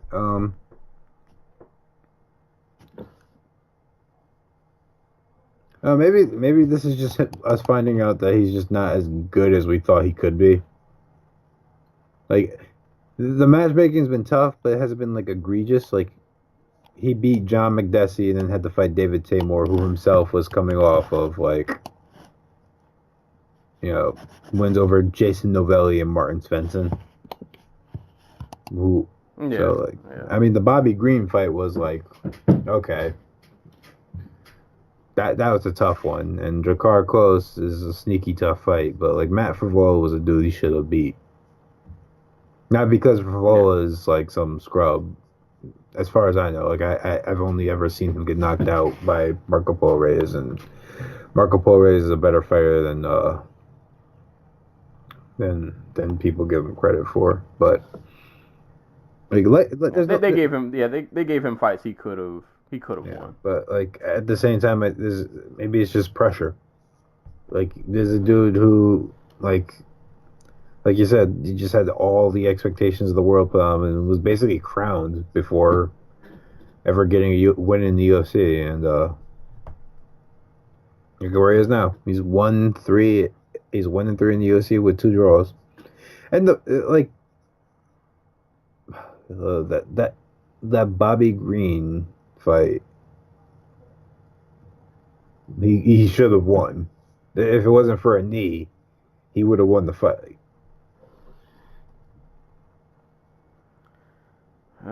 Such is life. Life. But either way, if you got Fight Pass, you can go back and rewatch that fight. Worth it. Yeah, worth it. Go back and watch all that beautiful violence that you may have missed out on. That's definitely one of the fights you have to go back and watch. This next fight, also a really good performance. Shane Burgos versus Kurt Hollabaugh. Man, I feel bad for Hollabaugh. I've been watching Hollabaugh since Strikeforce, and he's been one of those guys that like he always puts on a good fight, but just never can, like, he just never comes out on the good end of the stick. Like, this fight was really awesome though. Like, both guys, they both came to fight. Like, they just met in the middle. I wouldn't say this was Rock'em Sock'em Robots. If it was Rock'em Sock'em Robots, it was like a very technical Rock'em Sock'em Robots.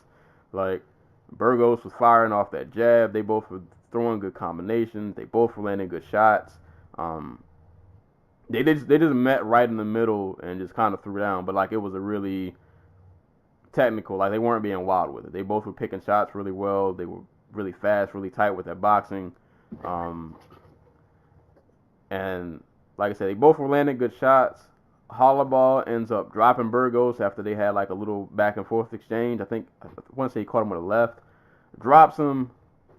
Everything looked like it's going his way. He goes in for some ground and pound. Immediately, Burgos snatches that arm up. He gets that arm bar in extra deep and taps Hollabaugh out in about 2 minutes into the fight. And that's all she wrote. And Burgos gets another just really impressive performance after getting knocked down, kept his wits about him, and snatches up his arm. And for Hollabaugh, that's oof. I don't know how many losses straight that is, but I gotta think that's not looking good, man. Not looking good. But props to Burgos though. Like, it was a really good performance from both for as long as it lasted. But like I said, Burgos just kept his wits about him even after getting rocked, snatched up the armbar, and got himself a really impressive finish. Yeah. Dude just can't buy a win in the UFC. Feel bad for Hollabaugh. I worry a little bit about Burgos' chin. Like, he got knocked out for the first time his last fight. He gets knocked down by Kurt Hollabaugh here. And Hollabaugh's not like a big knockout puncher, so. But for as long as I've heard about him and heard stories in the gym about Burgos, like his grappling game has always been substantially better than his striking game. So it was nice to see a little bit of that here, even under the circumstances it was presented. Big win for Burgos. Gets back, gets out the loss column. Shows that he can still fight when hurt. Not like a whole bunch to say after that. Like I'm interested in who they match him up with next, just because featherweight is such a tough division. Like I can see them just having him fight the guy who just beat his teammate in Shayman Moraes. And I can't. I don't imagine that being like a good fight for him, but I'd be interested in it. Yeah, let's see. Because if Hollabah drops you, Moraes might take your head off. But no, at featherweight, there definitely no shortage of opponents. So, and I mean, he got out of this fight. I didn't say unscathed. He ate some shots, but yeah, we'll see what they do with him next. There's no shortage of people at featherweight. He'll find somebody to tango with. But good win on him. Great comeback, getting the armbar. And the last fight of the evening, Marcos Rogerio de Lima and Adam Wazork, probably saying that all wrong, but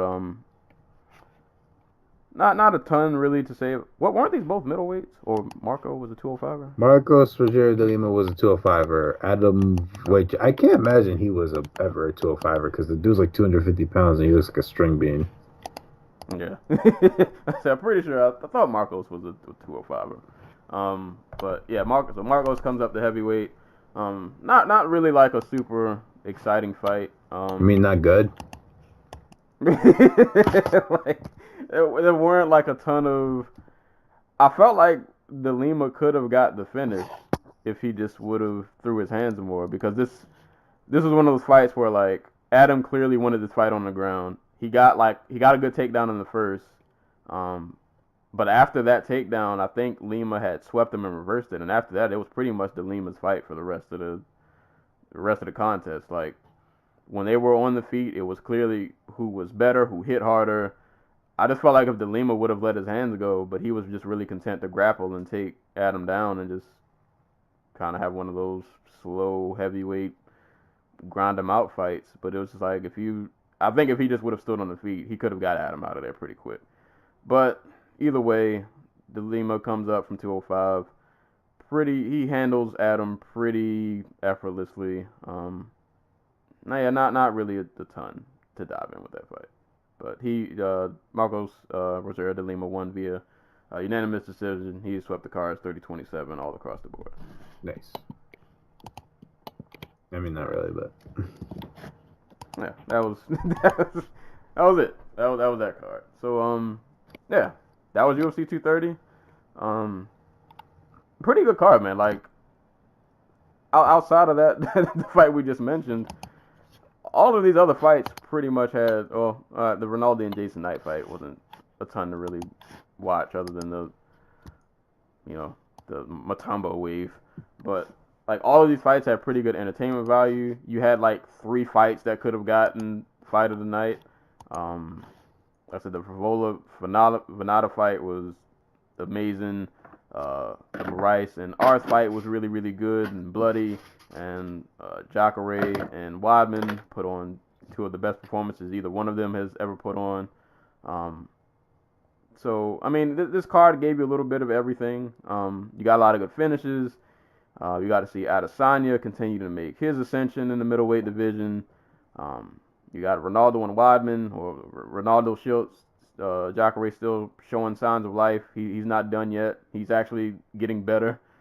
Cormier just adds another notch on his belt. Cannonier inserts himself as a new challenger at middleweight. So yeah, lots of a lot of good entertaining fights. Definitely a card I think going back to watch if you didn't miss it, or if you didn't watch it and you want to go back and check it out. I think it's definitely worth a rewatch. Like I said, the main card according to Dana White, this is trending to be the second highest pay-per-view card of the year.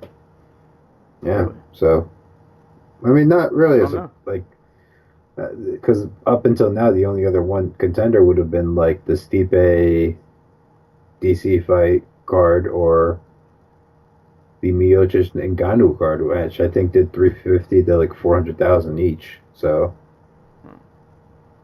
Good on him. I mean, it was a good card. It was definitely worth the watch. Like I said, lot of good finishes, lots of good performances. And in a fight where there were 4 middleweight fights on the main card, this easily could have went the opposite direction. But hey, man, the middleweights showed out. They all put on good performances. So, you know, it turned out really well. So UFC 230, definitely go back and rewatch. It was a really good card. Lots of good fights. So go back and give it a watch. Lots of good moments worth going back and checking out. But that was UFC 230. And I guess coming up next week, so you guys are probably going to hear from us a lot. There are cards all this month, every week of November. And also, I got to start prepping. End of the year is coming. We're coming up on the second year of this podcast. So we got to do another Dojo Talk awards episode. I want to try to prep for this early, so I got to get my categories in order. We'll probably bring some guests on for that one, so that should be fun. We'll have another fun episode where we just kind of get to just fool around, not do anything too serious.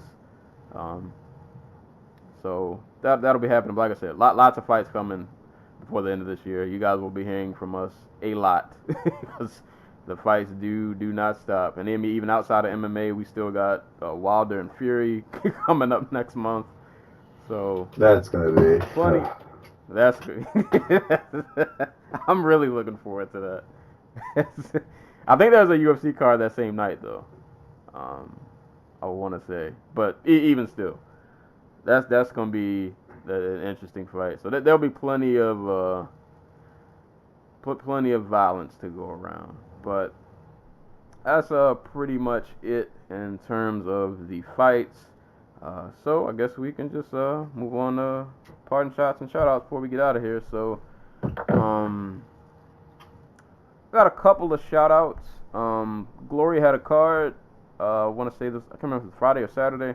But Glory 61 went down this past weekend. It was headlined by Sidicha and Sidicha and Josh Jouncey. Sidicha won the decision. He defended his belt. I want to say this is for like the 5th or 6th time. So dude has just continued his run, man. Dude is a beast. He's been a beast ever since he's been in Glory. Shout outs to him. But the main shout out I wanted to give was to Anissa Mexen. She defeated JD Menezes by second round TKO. If you don't know, Anissa had lost that belt. I can't remember if that was a split decision. I can't remember, but she lost the belt earlier this year. I think that was this year. Yeah, BS decision. Yeah, she lost a decision. A lot of people felt she won, but she came back and she took her belt. Like, she took. If you watch the ending flurry that she put on Menezes, it was very violent. So she came back and she took that belt with Fury. So shout outs to her. She took that belt back in emphatic fashion. Shout outs to all the good albums that have come out lately. Mick Jenkins, Pieces of a Man. If you guys haven't listened to the Fetty album, which is Alchemist, Freddie Gibbs, and Currency, I didn't think I'm not like a huge Freddie Gibbs fan or a huge Currency fan, but I like Alchemist production. That album is really good. Only like 9 tracks, but a lot of good music coming out this month. I feel like I had another shout out. Shout outs to DeMar DeRozan, man. I love my Spurs. I was a little iffy on the DeRozan trade, but he has proven that he fits really well with this team. And my question coming into this season was like, who was gonna be that guy, like when we needed to in clutch moments, who was gonna be that guy to rely on when we need someone to win us a game. Because I don't believe Aldridge is that guy, but DeRozan he's proven himself that he's that dude. So shout outs to DeMar DeRozan.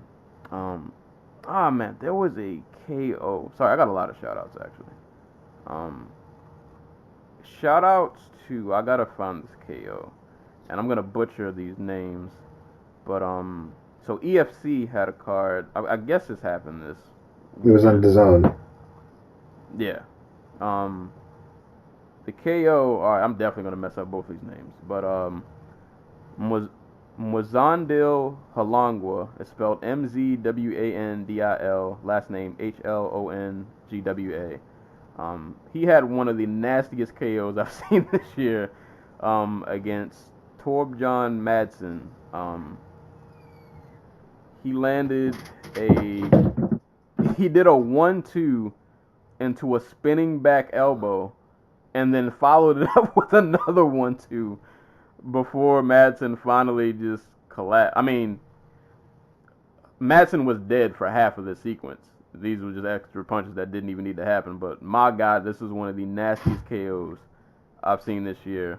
So shout outs to Mr. Halangwa and EFC. That was a nasty KO. If you follow Joe Lasando on Twitter or Grabaka Hitman, one of them posted it. I think that's where I originally saw it. Go give that KO a watch. And I actually do have a shot that I want to throw out. Gotta throw a shot to the University of Maryland football team. So I don't know, for you guys who don't, I don't know how far this story has like gotten across national news, but if you've been in Maryland, you've definitely heard about this. University of Maryland football team unfortunately lost a player earlier this year. It was a pretty big story that's been circling around. I won't get into the details of that story, but basically it was pretty much a terrible case of negligence. The football player was Jordan McNair. It was a really just nasty situation. Like he had a I want to say it was like a seizure or something during practice. It took them a very long time to give him medical attention. Like I think like he had a seizure or something, and then it took them like an hour for them to call an ambulance. It was a terrible situation.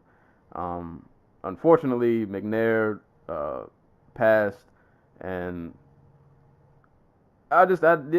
the way Maryland handled it was just kind of just terrible. Like, one of your players dies under your watch, I'm sorry, but the coach has to go. Like, especially when you just read into it, it was gross misnegligence.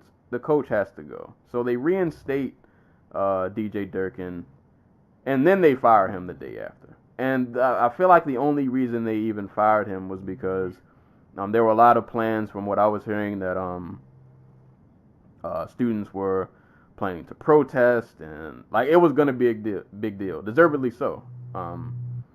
So I felt like they only really fired him.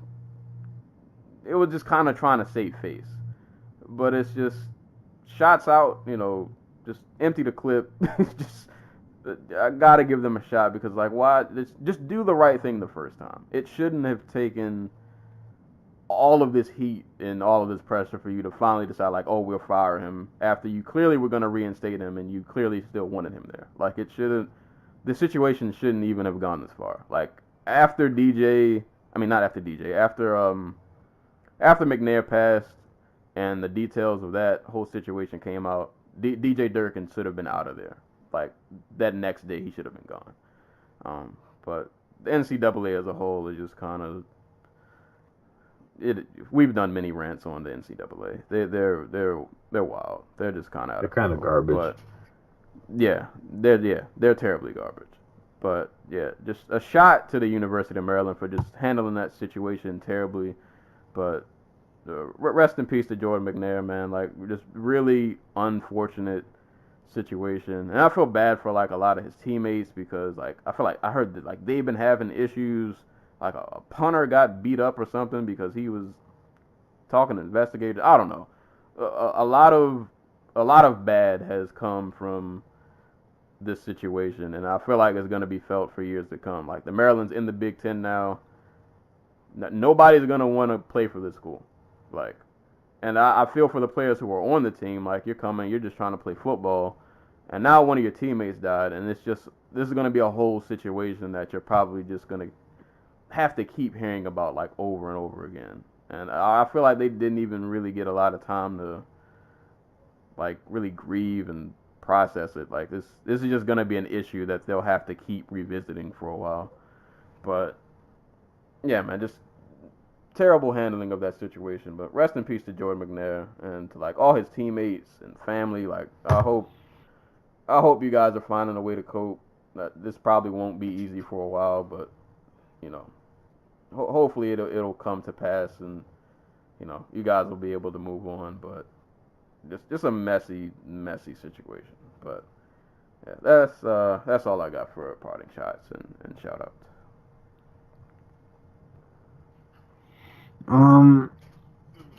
Shouts to Nonito Donaire. There we go. Pulled up a big upset win over Ryan Burnett. Went back down to bantamweight for the World Boxing Super Series tournament.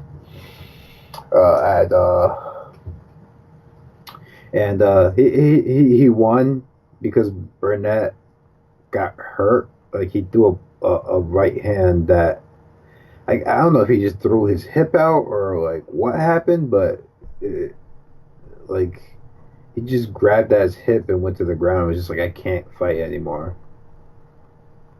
So, you know, not entirely Donaire's doing that he won the fight, but hey, a win's a win. He's a champion again at 118. He's going to fight Zolani Tate in the next round of the tournament. Looking forward to that. Shouts to was it Josh Taylor? I think his name was. Yeah, Josh Taylor, boxer out of Edinburgh, Scotland. No, wait, yeah, out of Edinburgh, Scotland. Knocked out Ryan Martin. Well, stopped him. TKO. Defended his WBC super lightweight title. Advances to the next round of the junior welterweight tournament. There's really, really good performance from Taylor. It's one of the favorites in the tournament to win the whole thing. And I guess shouts to Miguel Berchelt, who defended his, what title was it? His WBC super featherweight title against Miguel Roman on ESPN Plus. Got him out of there in the 9th round. So, and if you're looking for a fight for Tank Davis, that's the number one dude in his division right there. So, there we go. Yep, fun times all around. Violence everywhere. Yeah. But yeah, like we said, man, between the UFC giving us all these cards this month, still got boxing going on. Other organizations outside of UFC still got stuff there going was a K1 card yesterday. Yeah, that was the thing. Like, you guys will probably be hearing from us a lot. And then with all the music coming out, trying to keep up with album reviews, it's been kind of hard because still got my book release going on, which, if you're hearing this, my debut book, The Oddball Chronicles, will be out November 4th. I'm sorry, not November 12th. Yeah, I was going to say, whoa. It will be out November 12th, which at the time of this recording is next Monday. So yeah, that's going down. Pre-order's still up. You can pre-order for the very cheap fee of 99 cents. So go ahead, give that a pre-order. Listen to my Road to the Oddball Chronicles series if you're creative out there. Just giving a lot of writing advice, creative advice, things of that nature. I'll probably do one more episode of that this week. Just, I don't know, wrapping up my overall thoughts before the book comes out. But, yeah, man. So you'll be hearing from us a lot there will be plenty of more content in the future, and we'll probably end this year pretty strong. There'll be a lot of content to come out, and like I said, we're hitting the 2-year anniversary of this podcast. Kind of wild. I didn't know I would last past 20 episodes, and here we are at 108, and by the end of this month, we'll be at like 111 or something like that with all these cards they got going on. Crazy. But, yeah. We've been at this for a minute. We've been at this for a minute. We're the GOAT MMA podcast. I said it. I don't care. Best MMA podcast out there. Your favorites can't do what we do. We talked about UFC Moncton for 3 hours. God. Like when you say shit like that, it just makes me feel bad about myself.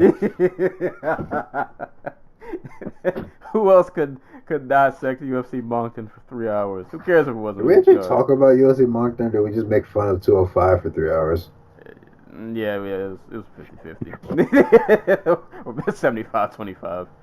But yeah, man, we out here. We appreciate you guys for rocking with us for this long. I didn't really realize it was about to be 2 years until like a couple days ago. Like we've really been doing this for a little bit. But appreciate you guys, man, for listening and reposting and supporting. Please continue to do so.